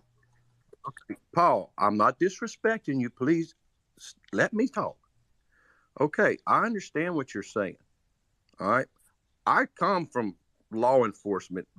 There, I'm just going to leave it there. Okay, and I'm on the settlement side. I don't agree with the settlement side, but let's just go. I'm going to ask you a question. Short answers, if you don't mind. Do you think that this was illegally traded? Yes or no? Okay. I'm an original holder. I did not buy one share, nor did I sell one share from Jump Street till the U3. Not one, because I seen that. Something went right, but that's regardless of the fact. So everything that took place from the day that they listed this till they halted it was illegal trading across the board. So can I, hold on, Pedro. So let's say they got $1 billion, like you say. I'm not saying you're saying that. Let's say they got $1 billion. Yeah, let's say that. And it's illegal. Let's say they got $1 billion and they play games. I'm just using it. Just let me finish. They got $1 billion, let's say. How in the world can we sit here and say, hey, we have filed paperwork, we have showed this is illegally traded, and at the same time say, go ahead and keep committing the same crime and reopen? Has it proven it was illegal? No. It has not been proven. No, yet. It wouldn't. Yeah, I understand that. And I understand that, Paul. But what I'm saying is, under investigation, if it's proved, not just that, but some other stuff, they cannot say, okay, we proved there's a crime, but we're going to go ahead and allow the crime to continue on to even the odds. What they do is they do the investigation, they do the prosecution, they show damages, and they say, here's the settlement that is going to take place. Now, with the 165.5, all right, I'll go to that. The original 165.5, I can promise you, can be backtracked all the way back to whoever you want to go, Robin Hood or whoever they are. No. The OG holders are a lot more than 165.5. You're forgetting Torchlight was been trading for 10 years. You know what was transferred as an OG? There could have been $500 million that were transferred as OG holders. Who's the real ones and who's not? Nobody knows. There's no way to know. I have a question. You're forgetting that. Everyone's forgetting that. Not 165.5 was transferred as an OG. Maybe $500 million were transferred as OG holders. Who's to say which one's real? Who's to say which one's counterfeit? Settlement is not possible. Now, when there's an investigation, that's going to take several years for that to happen. In the meantime, you're still going to have Torchlight assets sold. That's going to happen within a year. So this has to settle before that happens. So this investigation is going to take several years. So that's, again, we're not going to know who the guilty parties are yet. In the meantime, this has to be reconciled before that. So yeah, do we know it was illegally traded? Yes. Has it been proven? No. But in the meantime, this has to reconcile. You just proved it. I just proved it? How did I just prove it? Think about what you just said. It has not been proven in a court of law. That's what I'm saying. It has to be proven in a court of law. They have to be sued. And that's going to come from Flamethrower. That's going to take several years for that to happen. You know what? You're a cool guy. Tell me about Pepe. What? You know anything about Pepe coin? All right, hold on. I'm talking about MMTL. We removed him. So no, let's ask a real question because that person's an idiot. You want to open up trading, and again, I'm just asking. I'm not. There's no other way to reconcile the short positions. No other. I heard, you said that. You said that. What is your? Give me your scenario. How you envision it playing out. They open up the 2 days, and what happens? Whatever the price is, they're going to have to pay it. Simple as that. 2 days, 5 days, whatever it is. The price. I have a reason why it wouldn't just be 2 days of complete ripping. Now hear me out. I'm sorry to interrupt, but MMTLP is directly tied to MMAT still because MMAT is Torchlight. At the end of the day, all they did was name change. So every share of Torchlight short created an MMTLP short. The only reason they opened MMTLP was because there was no other way to cover the liability. Now, my anticipation is that they are going to open it to trade because Paul's right. The settlement just doesn't make sense. They don't know who their shareholders are. Like we know that there's an overage. We know the brokers are off sides. FINRA got called out by their own advisor, being like, if the books are balanced, then show it. If they're not, then it needs to happen. Period. Here's the deal. My situation is they open 2 days of trading. They front run MMTLP with MMAT. What that's going to do is it's going to cause a lot of people to sell their MMTLP early to buy MMAT and chase it. Not financial advice. This is just how I see it playing out. That sounds like a more realistic way for the short side to bait people out of their MMTLP early. Do you know what I mean? Possible scenario, Marduk. I can't. Right? That would be a good way for them to keep the volume going, but it's going to trade. It's not just going to be green candle after green candle. It's going to trade like a squeeze does, right? It's gonna establish a flagpole, then it will consolidate. You know, it may consolidate and then tank and then rip and make a bigger bull flag, bear flag channel, right? We don't know. Honestly, they might not even be 2 days. They might need more than 2 days. But whatever it takes, they need to balance the books and get back down to 165 so that NextBridge can figure out who their shareholders are. And if you set your sell limit too high, you're going to NextBridge. Plain and simple. Yeah, I like that input. That's why I asked. I like to have opposing views, multiple views, not just one set view of like, oh, it's just going to be 2 days and close think out about early it. and just How rip. would a settlement work? Who gets the money and who gets shares? Like, how would a settlement work? Plus, yeah. I mean, the most realistic way is that we get our days back, and if it needs to be more than 2 days, just based on how offsides everybody is, then so be it. But I'm almost looking at it as like and again, this is not me coming from a place of like certainty or knowing the whole play. Like I was again informed about this play by other people. I'm more recent here, but I'm looking at it as like whoever's involved, right? Whoever the actual direct parties are, and I know Syntax before mentioned Alpine. Whoever's involved, you gotta love when you hear that. Whoever else are the faces to this, right?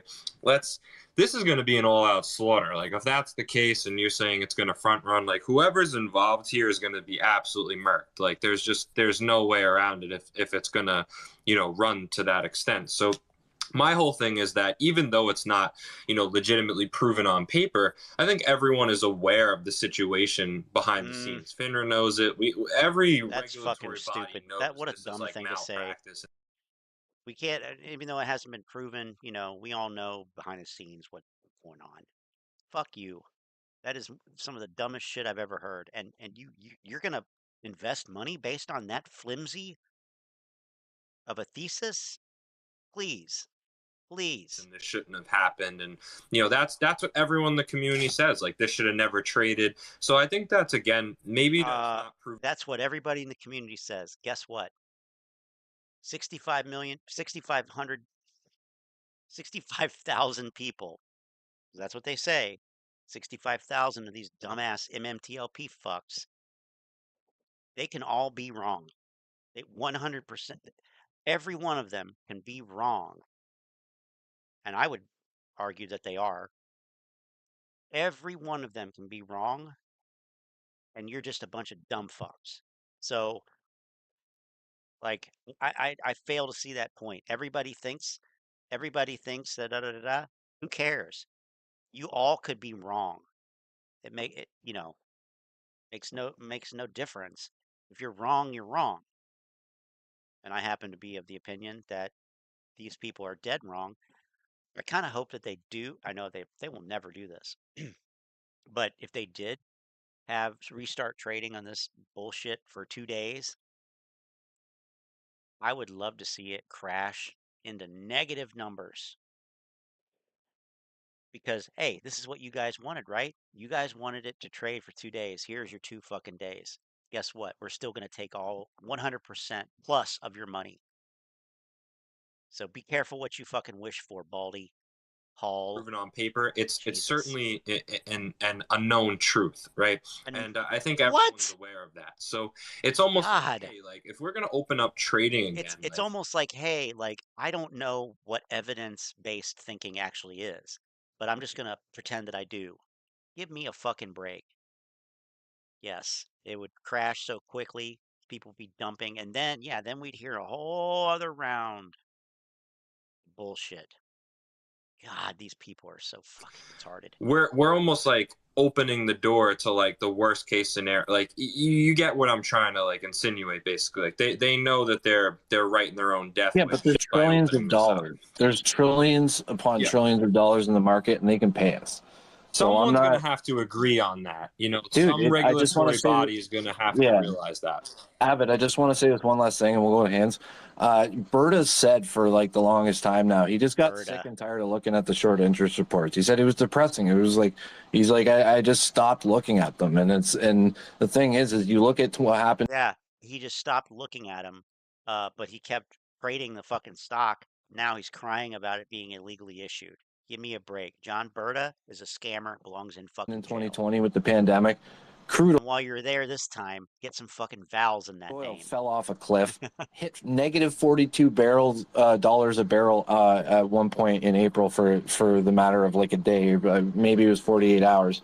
But either way, like they tried to delist Torchlight. I can guarantee that to scoop the assets for pennies, they were trying to delist it over and over again. You had Gabe Plotkin from Melvin Capital like openly admitting to being short GameStop since Melvin's inception in 2014.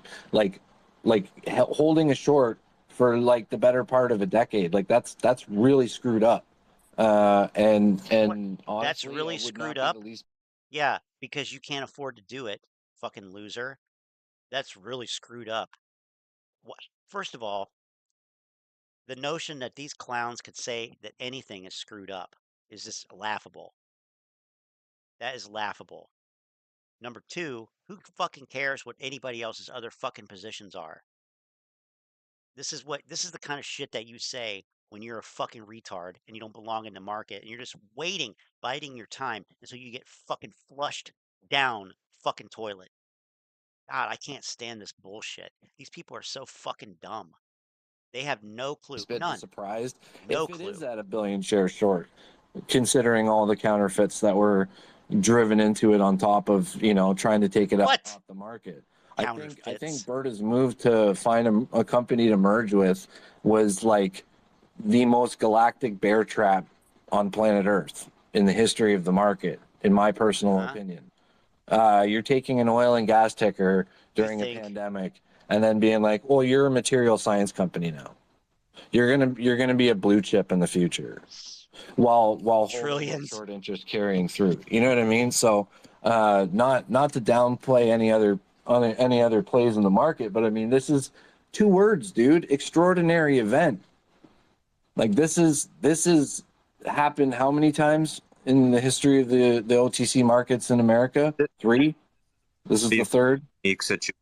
And the other 2 were it's very different than anything we've ever seen. It's crazy, dude. The one was halted for 10 days. The other one was like 10 minutes or like 2 weeks or something. This is 151 days we're at now. 151 days. I appreciate yeah? Unbelievable. And it will be that's an indefinite number. That is an open-ended number. It will continue to climb. You'll still be crying about it in 5 fucking years, 10 years, like Uncle Rico, because instead of actually moving the fuck on with your life, you fixated on the fact that coach didn't put you in and you lost, stayed, and you lost a lot of money. When really you should have just gone to Tom Vu's seminar. Come to my seminar. I'll teach you how to make a lot of money. That's all you got to do. I mean, how is it so hard? I don't understand why this is so hard. I want to Unbelievable. continue Anyway, to go to other people. I know we have a lot of hands. I just want to say thank you, Avid. Let's talk over each other. Nice to see you, man. Winston, Anthony. Shut up. Paul T. I love you guys. God, I love you guys. What a fucking... How pathetic is that? I love you guys. You're all I have. This community means everything to me. How pathetic. Bunch of fucking grown children. Grown little boys. All right. Let's hit a couple more videos and then see what we got here. Oh, FTD numbers released. Oh shit. Look at Mike the Marine. Why did we switch auditors? I don't know, Mike. I don't know, Mike. Why don't we investigate What's this up, guys? together? I told y'all some nights I go on these deep rabbit trails. Robert, great guy, been talking to him quite a bit. He keeps bringing this up and it got me thinking, so I'm doing this rabbit trail. I want you to remember that right there. Ernest and Young. You may not be familiar with that, but you're going to be familiar with that here in a second after you watch this and see everything that I put together. I want you to catch this. And you be a judge, you think for yourself, but all I got to say is Mike. probably going to get a little birdie's going to start saying that crazy dude from Tennessee instead of the crazy guy or the idiot up in Boston. He's going to say the idiot over in Tennessee.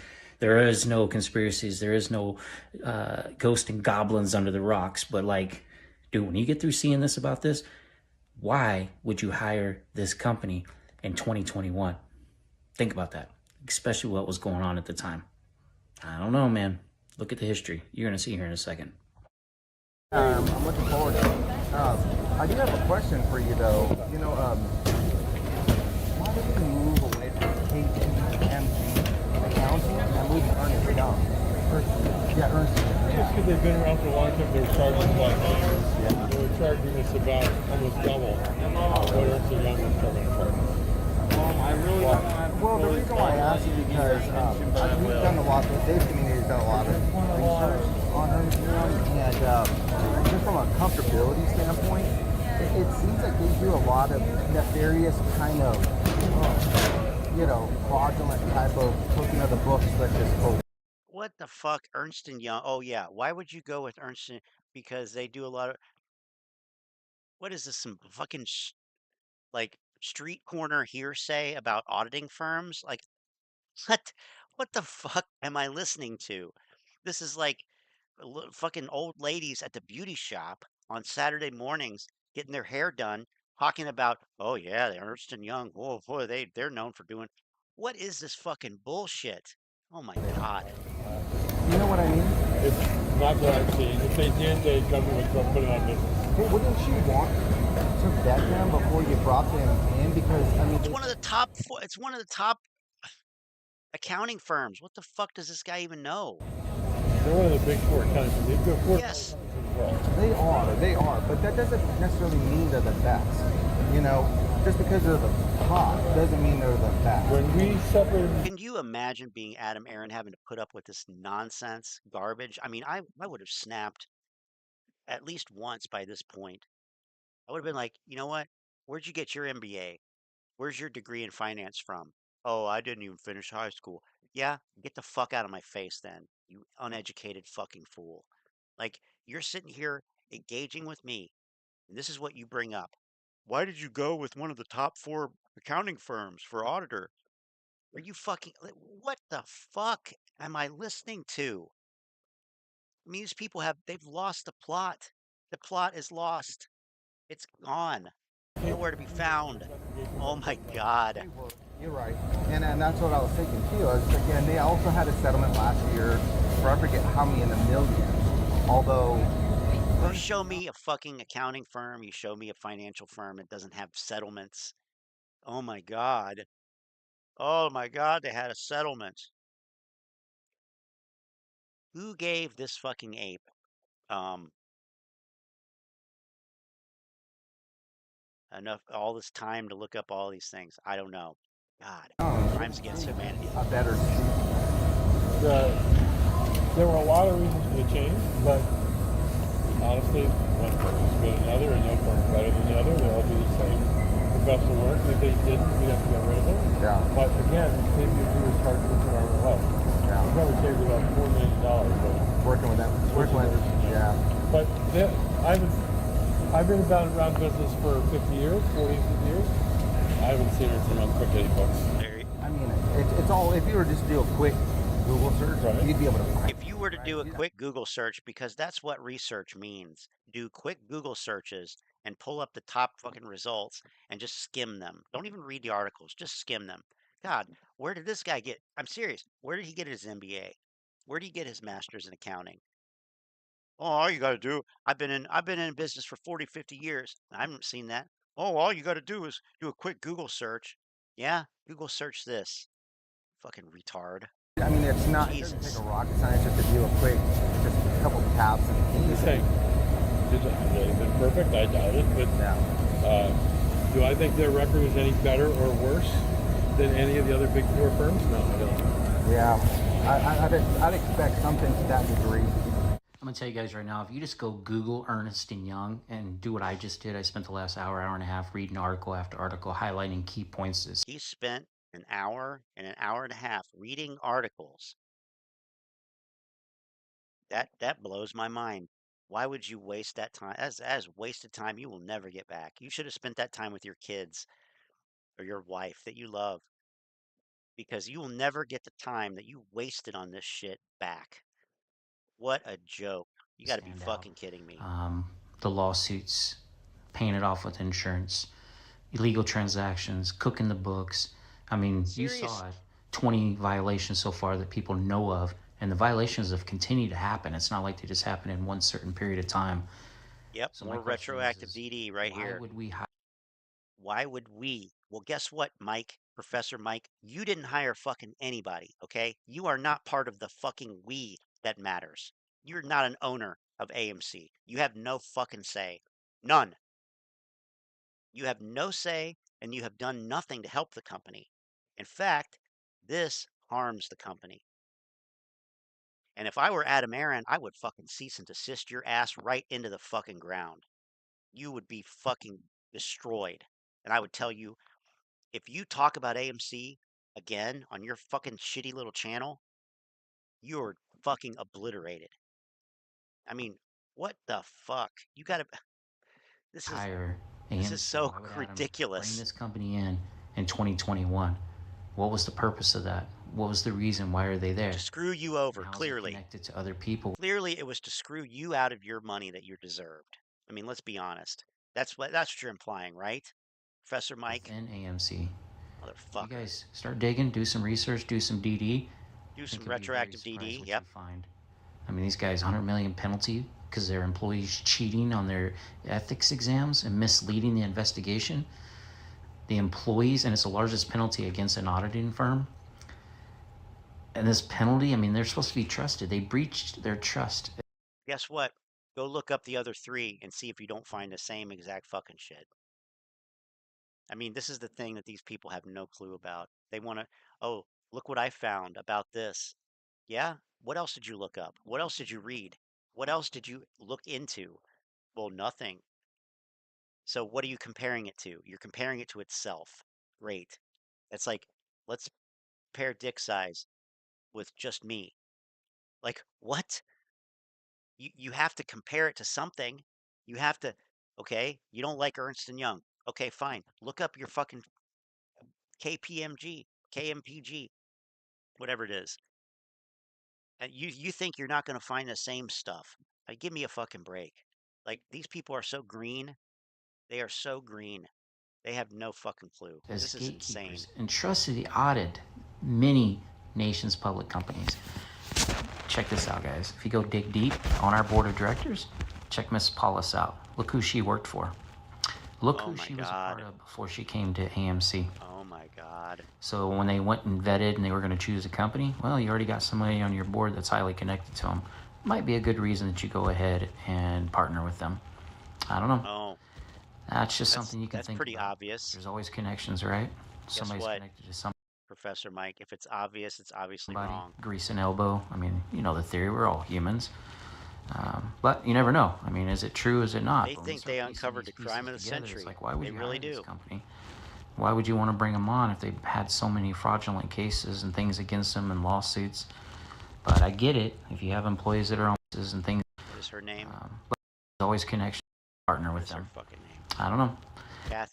Kathleen, quit scrolling. Might be a good reason that you go ahead and partner with them. I don't know. That's just something you can think about. Know. There's always connections, right? But that's not going to stop you from talking about it as if you thought you knew. You know the theory. We're all humans. But you never know. I mean, is it true? Is it not? But when you start piecing these pieces together, it's like, why would you hire this company? Why would you want to bring them on if they've had so many fraudulent cases and things against? She's been on the board since 2014. She's been on the board longer than Adam Aron has been with this company. I fail to see the problem here. Some in lawsuits, but I get it. If you have employees that are on board that have worked for them, You know, that could. Well, shit, why didn't they switch before? But it doesn't end there. Apparently, this guy, as I was digging, in fact, worked for Ernst & Young. He's on our board too. And yeah, he was an accountant before he joined AMC. Now, it is pretty old, but that's where he started out, as a public accountant with Ernst & Young. And now he's... It's not Ernest. There is no second E in that fucking word. It's Ernst. Ernst. God damn it. I can't stand these fucking uneducated motherfuckers. Ernst & Young. No, that's not what it fucking says, Professor Mike. AMC, Come on. for a while. So just keep digging. I'm going to keep digging. So here's another interesting thing. They bring in Ernst & Young. Jesus Christ. You know, my God. I kind of want to see what Mr. Cool Glasses is talking about these days. Stocks and crypto. Oh, look, right at the top. Right at the top. Oh, look at this. Elon hired a new CEO that wants to silence you. Wants to silence you. Oh my God. Oh shit. The Sort War Roundtable Live is on. I don't know what that means. Anyone else getting some Timothy McVeigh vibes from Mikey? Ooh. Ooh. Yeah, I could see that. If Professor Mike is Timothy McVeigh, then this guy is the I gotta remember here or look it up. This is shit. I forget the other guy's fucking name. Come on. Terry Lynn Nichols. This guy is Terry. If Professor Mike is Timothy McVeigh, then this is his Terry Lynn Nichols. This is his accomplice right here. Holy shit. Bad back. I think you cracked the case. I want to talk to my fellow AMC Apes about Twitter and about Elon Musk. He's stepping down as CEO and he's installing a woke World Economic Forum leader that wants to suppress. What does woke actually fucking mean? See, Lynn, when people talk about woke, this is what they sound like. They sound like fucking retards. Listen to this fucking clown. He wants to install a woke. Yeah, guess what, Hal? You have no fucking rights on a goddamn private fucking website. If you paid attention ever, learn and read anything with the intent of understanding it, you'd know that. But no. Oh, she's a woke CEO. Give me a break. Jesus Christ. Forum leader that wants to suppress free There's no way. There is no fucking way that this clown is allowed within 100 feet of a school. There's no way. None. I want him to prove it. Go to a school within 100 feet and take a picture, a selfie. That won't be weird or anything. That's the only way I'll believe it. That's a good one, though. And even tried to suppress Elon Musk himself from tweeting. She worked for Trump. She wants content moderation. Okay, so all the freedoms we've been enjoying on Twitter. Enjoying freedoms on Twitter? Bro, you have no fucking rights on a private business website. They could say, guess what? If you wear dumbass glasses, which I do too, so we're in good company. If you wear glasses, you can't post on Twitter. Sorry, unless you pay us money. Guess what? Guess what? That's a dumb example, but I mean, it's pretty much it. You're not at a government facility. You are not at a public library. You are not out in public on the sidewalk. You are on someone's server. They are allowing you to use it. You are agreeing to their fucking terms of service when you use the site. I mean, this is some basic fucking elementary shit. I don't know who this guy is. Maybe he's in Canada, so who knows? Shit's different. And it's whatever. I have no idea. But I am so sick of hearing this garbage about, oh, free speech absolute. That is the dumbest, most childish fucking bullshit I have ever heard. And, you know, that's my opinion. However, it cannot be like that. It cannot be like that. Can't. Look at what happened when it was for a brief period. Millions, millions, millions, and millions of advertising money was lost because Twitter opened itself up to liabilities and exposure. And these companies are like, you know what? No, fuck that. We don't want anything to do with that. That's a circus. Yes. So, no, that will never happen. You don't have absolute free speech. You shouldn't have absolute free speech. There has to be a limit, and it can be whatever they want it to be. It's not a constitutional issue. It's not. I know we're going to probably hear about the First Amendment, so yeah. Maybe going away Retarded. soon. My question is, why would Elon Musk hire such a person like this? It's clearly disturbing. Also, she was involved with forcing people to take the C19 jab and making... Nobody was forced to take it. This guy is a fucking brain dead fucking retard. Holy shit, this guy's dumber than I thought. Yeah, force people to take it. Oh, really? Wow. Wearing, this keeps getting dumber. Masks on your face. Oh my God, what a fucking horrible thing.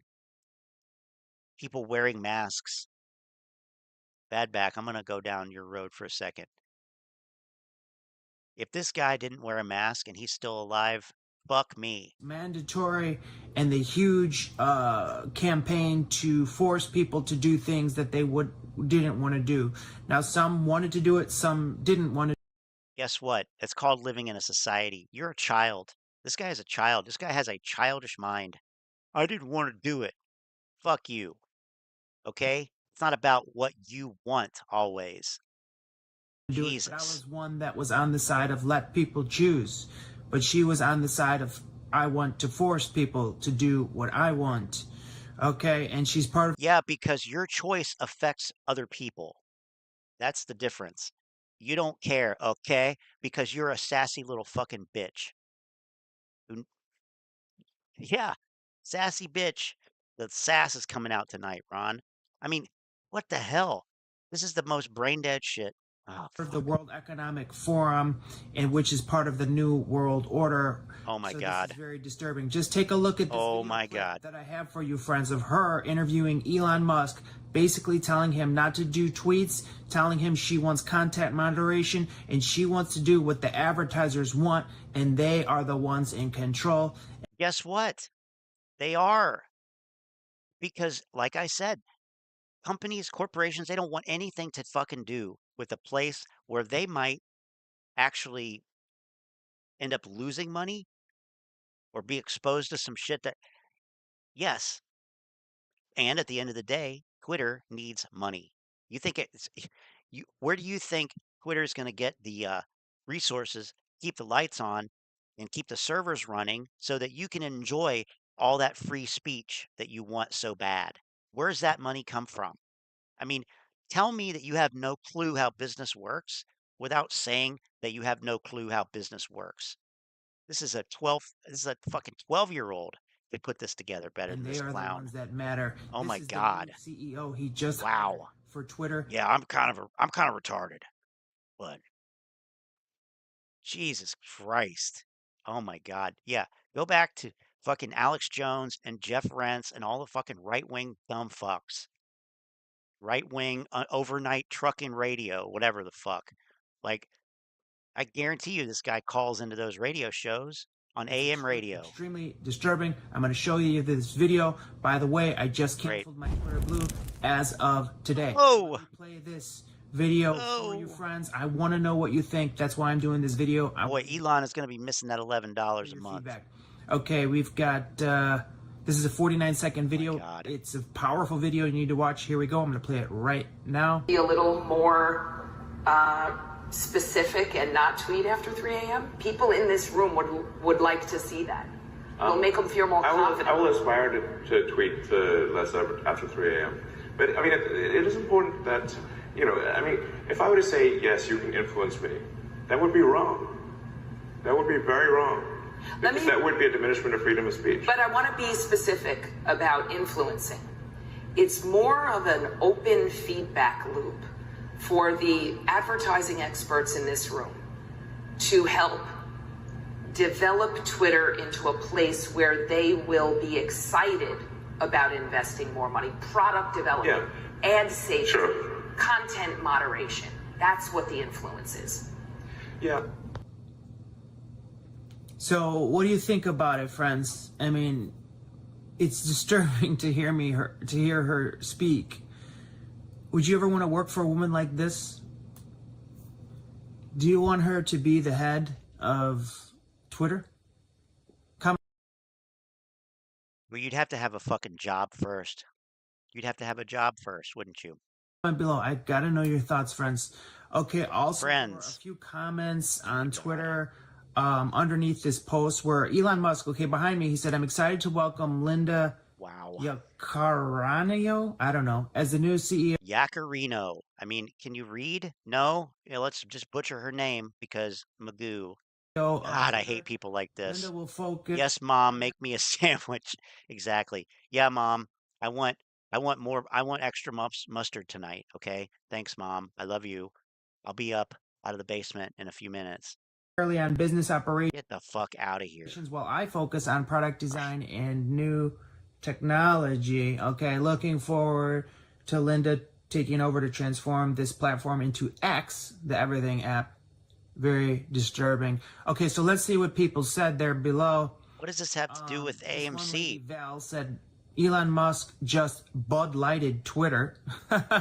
I'm sure you all know what that means because Twitter went woke and they went broke. Okay, if you haven't learned about it, just search it up. Okay, let's see. This other person said, I contributed to Elon Musk's free speech platform, not the woke, censured one. Done. Censured? Censured. Wrong word there, army brat. Censured. Yes, you're being censured. God. Okay. And yeah, again, he's going to really miss that $11. He's going to miss that $11. You are hurting him. Subscribing. All right, let's see. Also, Sunny D. Friends, rest in peace. Twitter is trending right now. RIP Twitter. That's the #1 trending tweet on Twitter right now. That's a tongue twister, isn't it, friends? Can you say that 3 times fast? All right, here we go. Cat TURD, a very popular Twitter person with a very funny name, says Elon Musk, the woke mind virus, is a threat to the world. That's what Elon Musk said. And then later it says, no, you know what? The woke mind virus is a threat to the world. Take that shit to Tim fucking Pool. I mean, I cannot believe how fucking retarded these people are.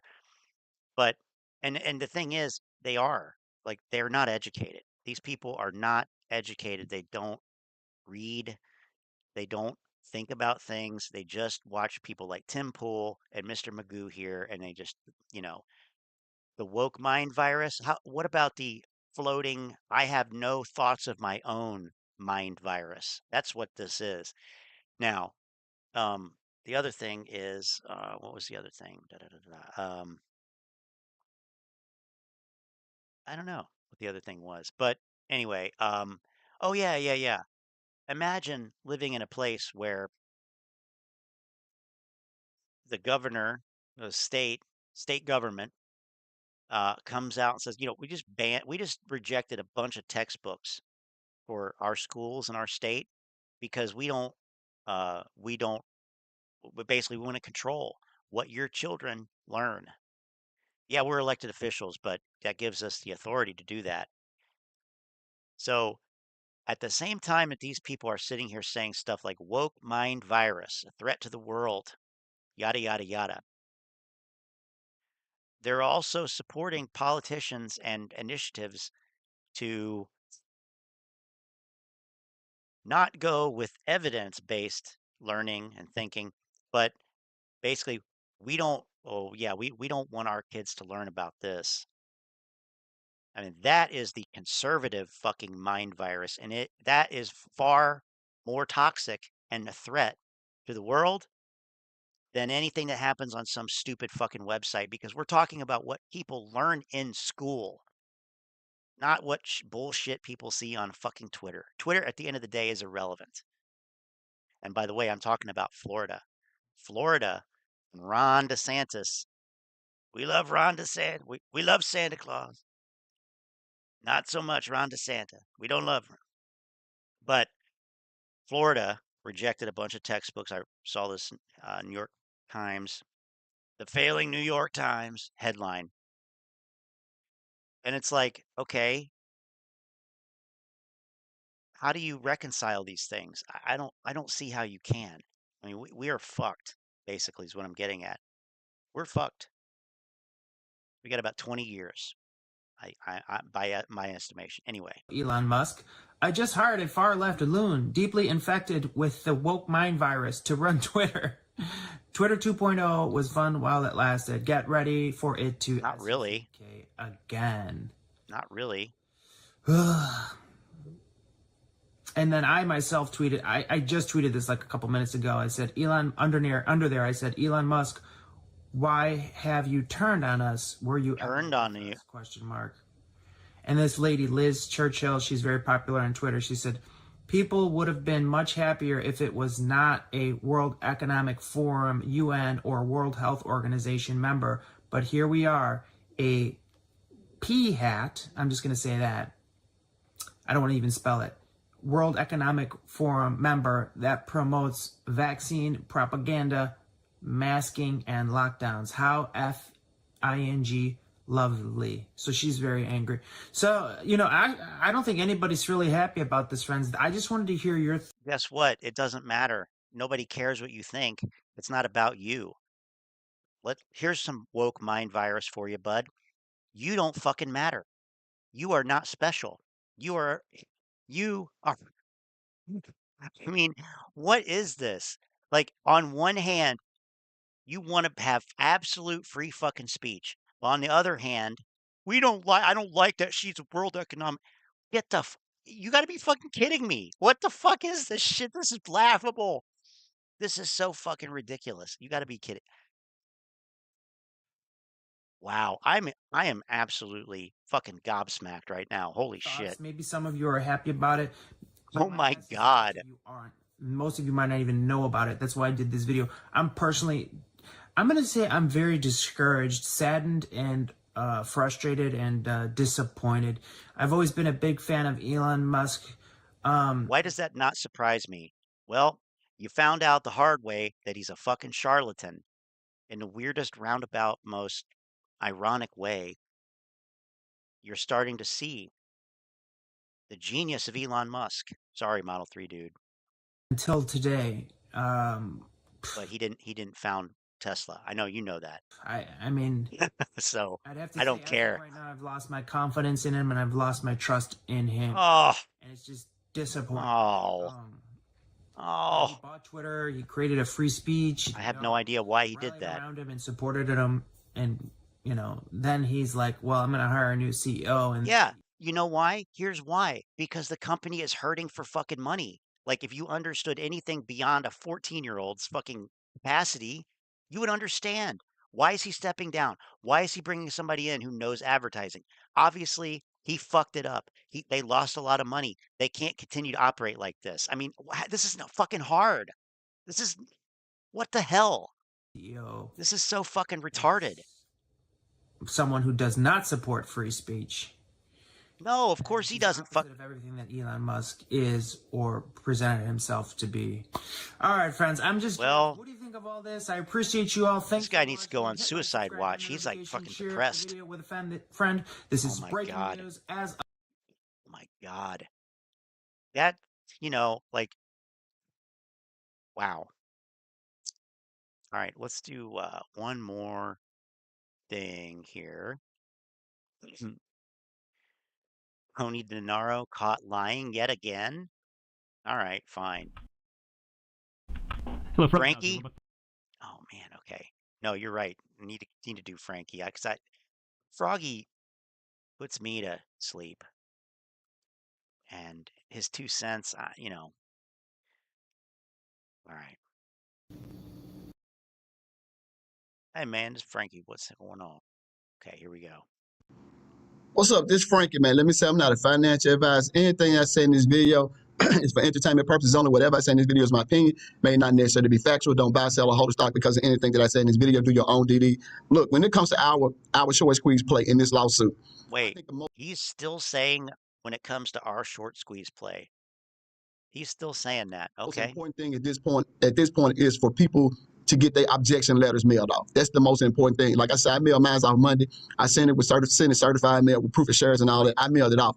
But my thing is, I'm trying to see what is the holdup with AMC, because if everybody got to have their letters in by May the 31st, none of the people that I know, including my wife, she haven't received any type of notification concerning the settlement from AMC.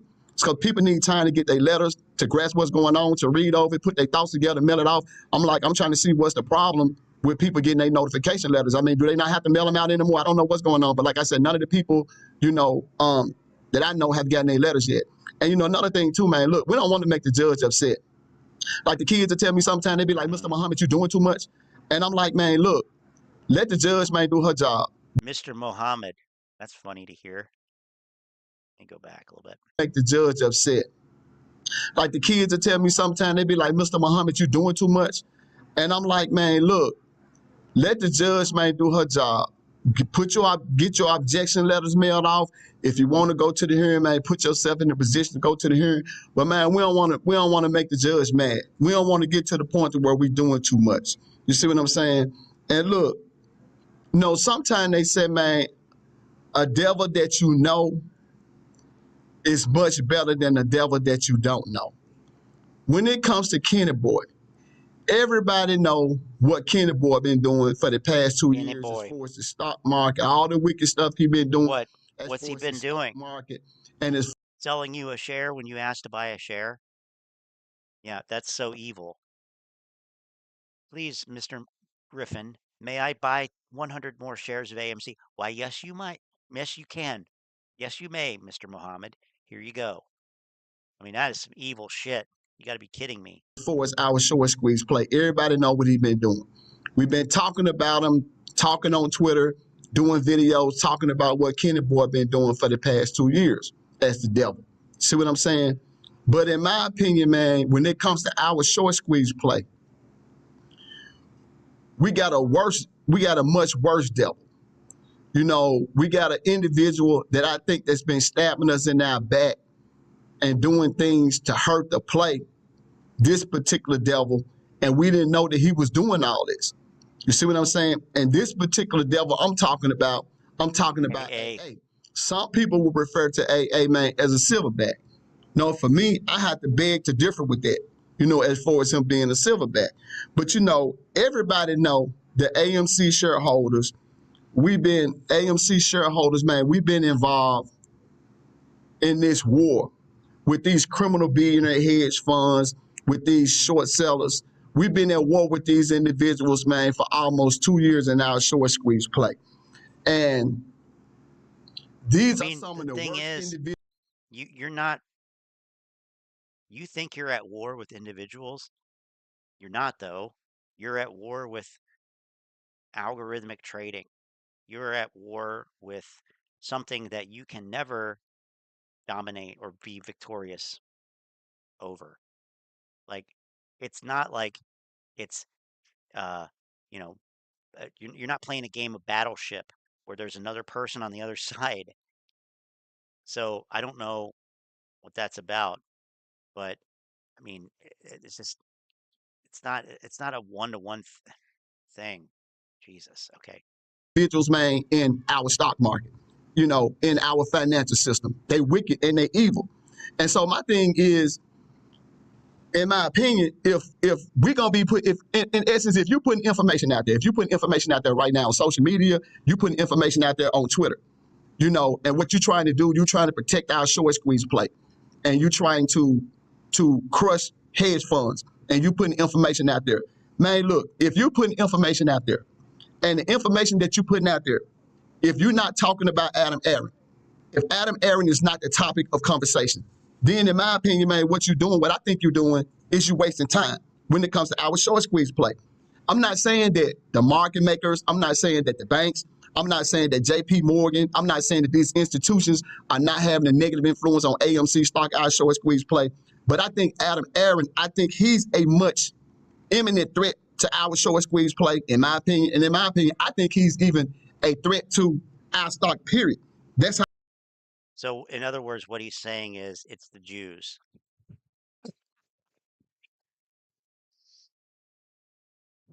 He said it, not me. I feel like he's in the position to do more things to hurt the play and to hurt the stock than a lot of the short sellers. See, Frankie Muhammad knows that Barack Hussein Obama was a Muslim. Man, if you're not talking about Adam Aron, you know, when it comes to our short squeeze play, then if you ask me, man, I don't think that you're really being sincere about trying to protect the stock and trying to protect our short squeeze play. And see, look, you would think that somebody like Adam Aron, you know, after the Apes have made Adam Aron rich, after the Apes have, you know, been fighting these criminal billionaire hedge funds and these short sellers, you would think that Adam Aron would want to join in. He would want to help us fight these short sellers. What's up, man? Yeah, what's up? What's up? What's up with you? Uh-oh. Got a situation. You would think, man, you would think that somebody like Adam Aron, you would think that he would want to, as a CEO, man, he would want to help us fight the short sellers. But see, Adam Aron, man, he's not that type of CEO. That's not him. That's not how Adam Aron is. See, in my opinion, man, Adam Aron is a suit. See, Adam Aron. Well, he said that the best way to fight that is to strengthen the company. But these people are unable to hear that. They want somebody who's going to go out looking like fucking Teddy Zane in his Ninja Turtle suit and like pick up his staff or his nunchucks and go fight. And like, no, that's not how business works. Like, you're in the wrong venue. Go back to the G.I. Joe, whatever. That's not, no. The CEO's job is to run the company, make companies' bottom line increase. If that's happening, then okay, yeah, anybody can short any stock. That's another thing.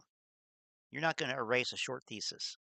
I'm sure there are people who will continue to short a stock even if there is no short thesis, quote unquote, just because you said there's no short thesis. And if I had the resources, I would fucking do it. I would, like they like to say, I would short it into the ground just because you don't think anybody should. Okay? That's the advantage of being big swinging dick, basically. So, I mean, I don't know what I'm trying to say other than Adam Aron is not one of you. Of course he's not. Why would you ever think that he would be? Aron, man, he's a suit. Adam Aron, he thinks like a 1%. Adam Aron, he's a 1%. You see what I'm saying? He, you know, just look at it like this. Every time we try to suggest something to help protect the stock, every time we try to suggest something that's going to help us fight the short seller, if you notice Adam Aron, what he's going to do, Adam Aron is going to shoot down what we suggest. He's going to mock what we suggest. He's going to scoff at our ideas. You know, he's going to belittle the ideas that we come to him with, and he's going to try to make us seem like we conspiracy theorists and make it seem. What you're saying? Is that what you're saying? Or are you saying it? What are you saying? Like we crazy. That's because, man, Adam Aron has never wanted our play to squeeze. Like I said, he's a suit and he's a 1%er. Adam Aron is not one of us, man. Adam Aron does not want to see us win. And see, when it comes to these short sellers, Adam Aron, these 1%ers, they have used AMC shareholders like an ATM machine. While we've been holding this stock, man, everybody has gotten rich off us holding this stock. And then in the meantime, you know, after they've gotten rich, they flatline our stock. They put our stock in a coma to the point to where we can't make no money off our stock. You see what I'm saying? Flatline. He had two zingers right there. They put our stock in a coma. They flatlined the stock. I mean, Here's the thing. There's a reason why they're the smart money and you're the dumb money. So if you realize that, I mean, this is the crazy thing about life. You can change what you do. So, oh man, everybody else got rich off of us holding the stock, but I'm going to keep buying and holding because that's all I know how to do because I'm dumb money. That is dumb. So why, like, I don't get it. So you'd rather sit there and be a victim than actually take initiative to learn and grow and compound your knowledge. I mean, you're literally in a fucking school. What the fuck am I listening to? Saying, and then this is man, crazy. They took our money. Like I've said in other videos, they took our money. They invested our money throughout crypto, in my opinion, throughout the stock market, and they've gotten rich. Adam Aron has gotten rich. The board has gotten rich. The 1%ers are getting rich. He said, comma. Everybody investing. I guess I heard money, coma. They getting rich off our stock. Then they turn around and short this stock into garbage. We sitting at a $5 stock. And I think, in my opinion, man, I think they did that intentionally. You see what I'm saying? So now the majority of the shareholders, you think? they sitting in AMC stock and they bag holding. You see what I'm saying? And see, I think they knew. Welcome to the market, pal. What they doing, bringing the stock price where down, most people making lose. us bag holders because they know we in a short squeeze play. So they know, man, we're not going to sell. So they got us trapped in. They got us trapped. And whose fault is that? Among others, it's yours. Putting out videos saying, "Oh yeah, AMC is going to squeeze." Well, it turns out no, it wasn't. Turns out we've been saying that for 2 fucking years. You already saw the squeeze. But we're the shill. We are the, somehow the party that's wrong, even though everything that we've talked about has basically come to pass over the last 2 years. And I'm saying everything very intentionally because nothing that these clowns have said over the last 2 years has come to pass. Nothing. So everything versus nothing.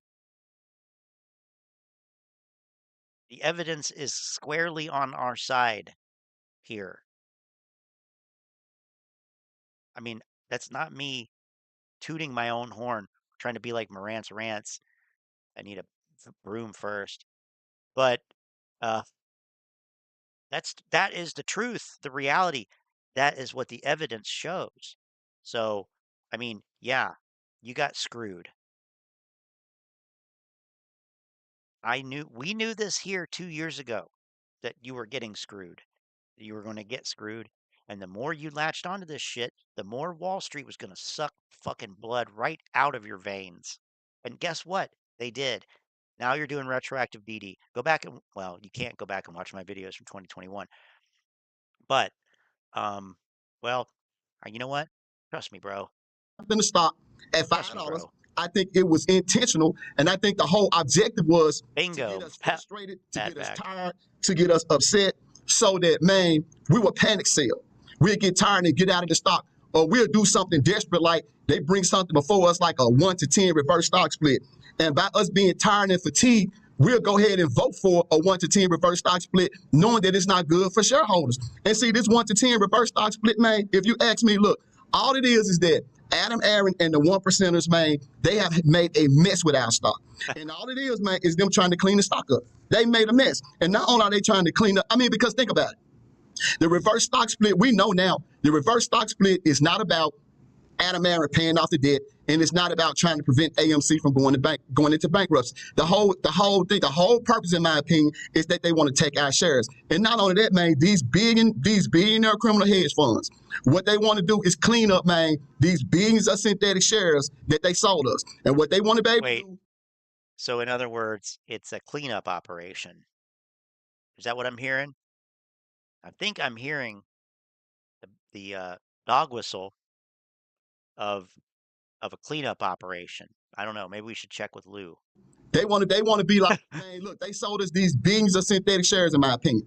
They want to be able to they've made probably billions or trillions of dollars off these synthetic shares that they sold us. So all they want to do, man, is clean it up. They want to be able to pocket that money and walk home with that money, and not have to buy those shares back. That's what it all boils down to. And another thing, man, that's so sad when it comes to our short squeeze play. Look, our stock can't even run organically.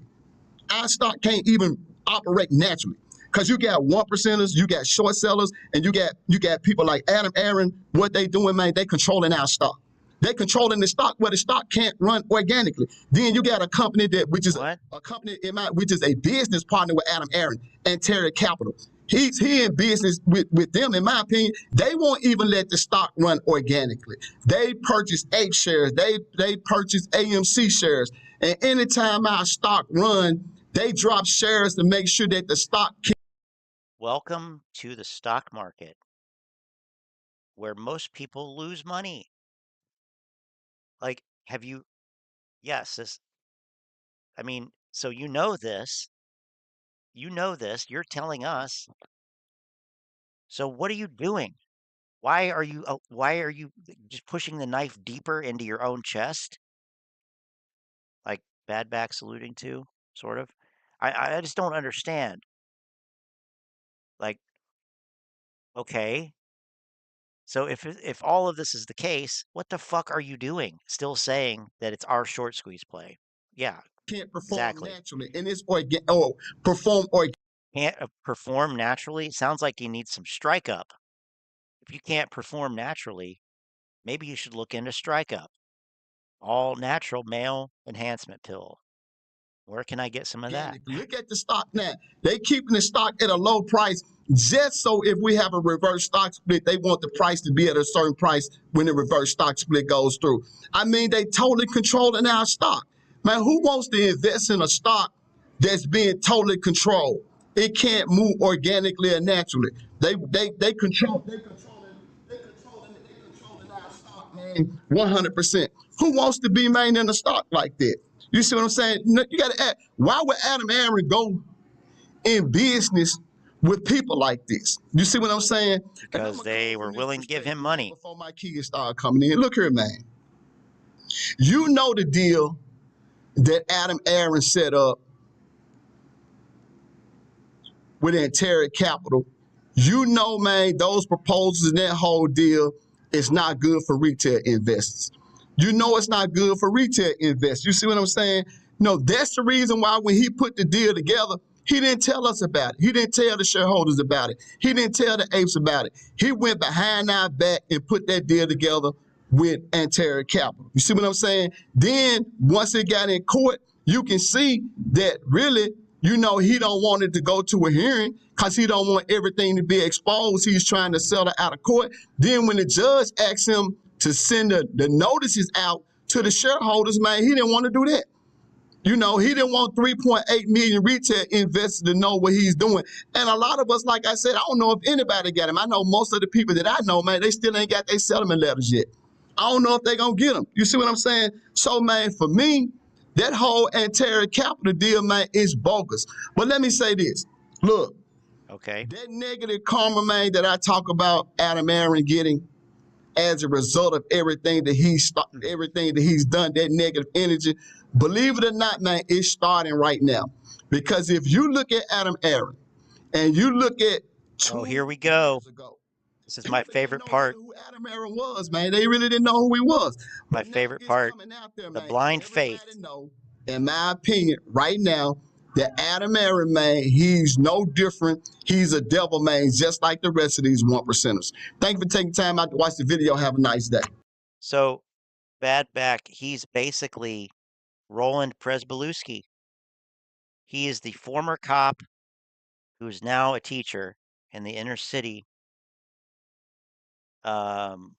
school system. He's a black Roland Presbalewski. You dig? Hey, Chris. That's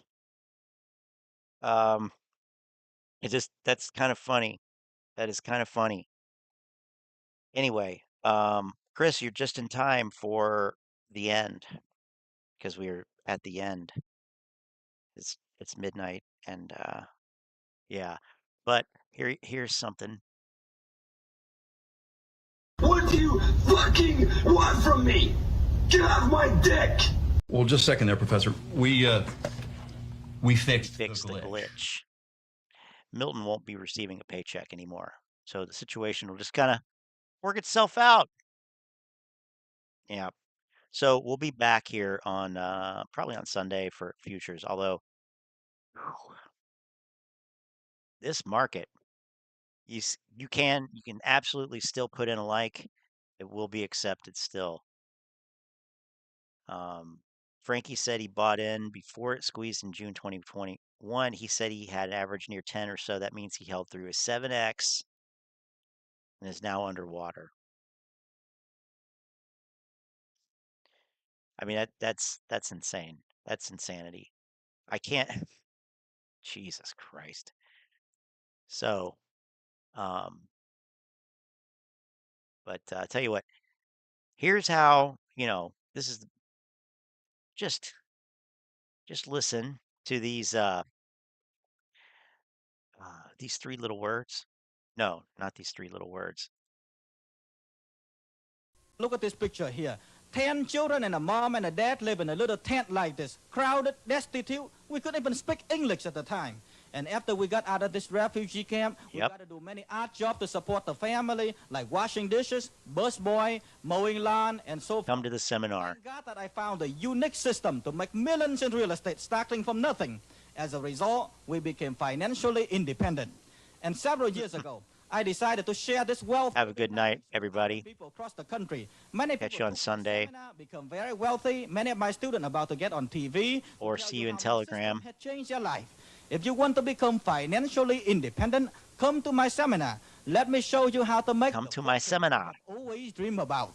Andrew Carnegie says 90% of America's millionaires made it in real estate. If you have a desire to make your fortune in real estate, Chris, Tom Vu Real Estate Seminar is for you. Agree with that?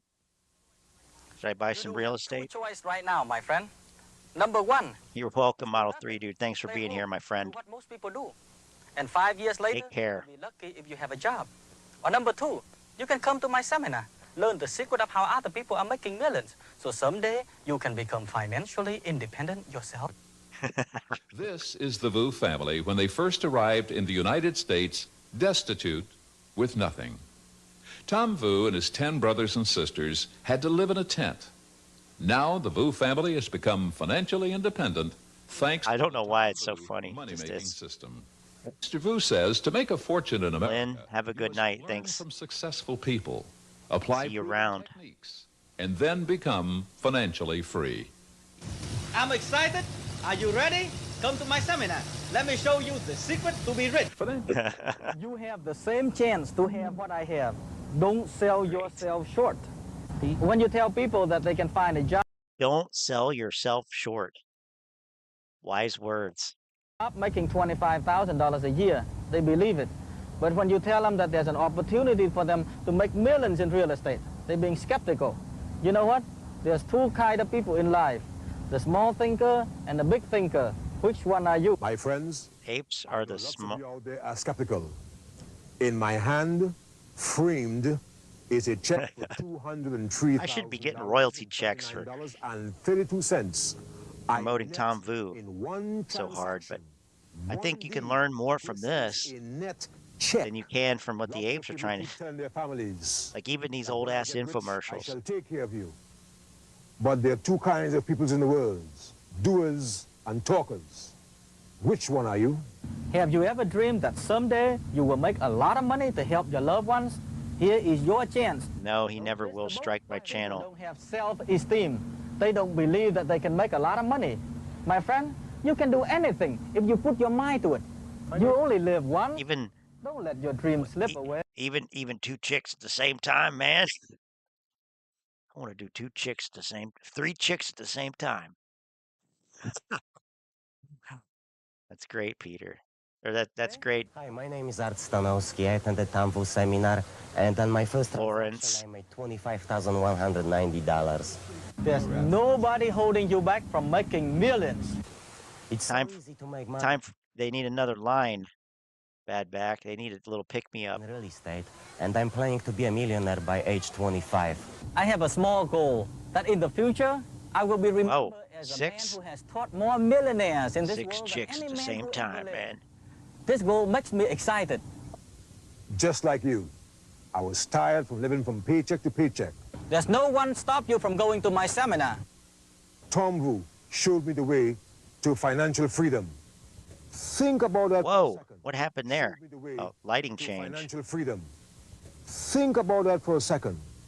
If you have any guts at all to attend this free 90-minute seminar, how in the world do you expect to make any money? Okay, you see my student come from all walk of life, get on TV and tell you how walk of simple it is life. to make a lot of money with my system. Oh, it doesn't matter where you are, what your occupation is. I don't care if you are a housewife, school teacher, engineer. You see, Hear that, Frankie? Boy? make money. Think about this.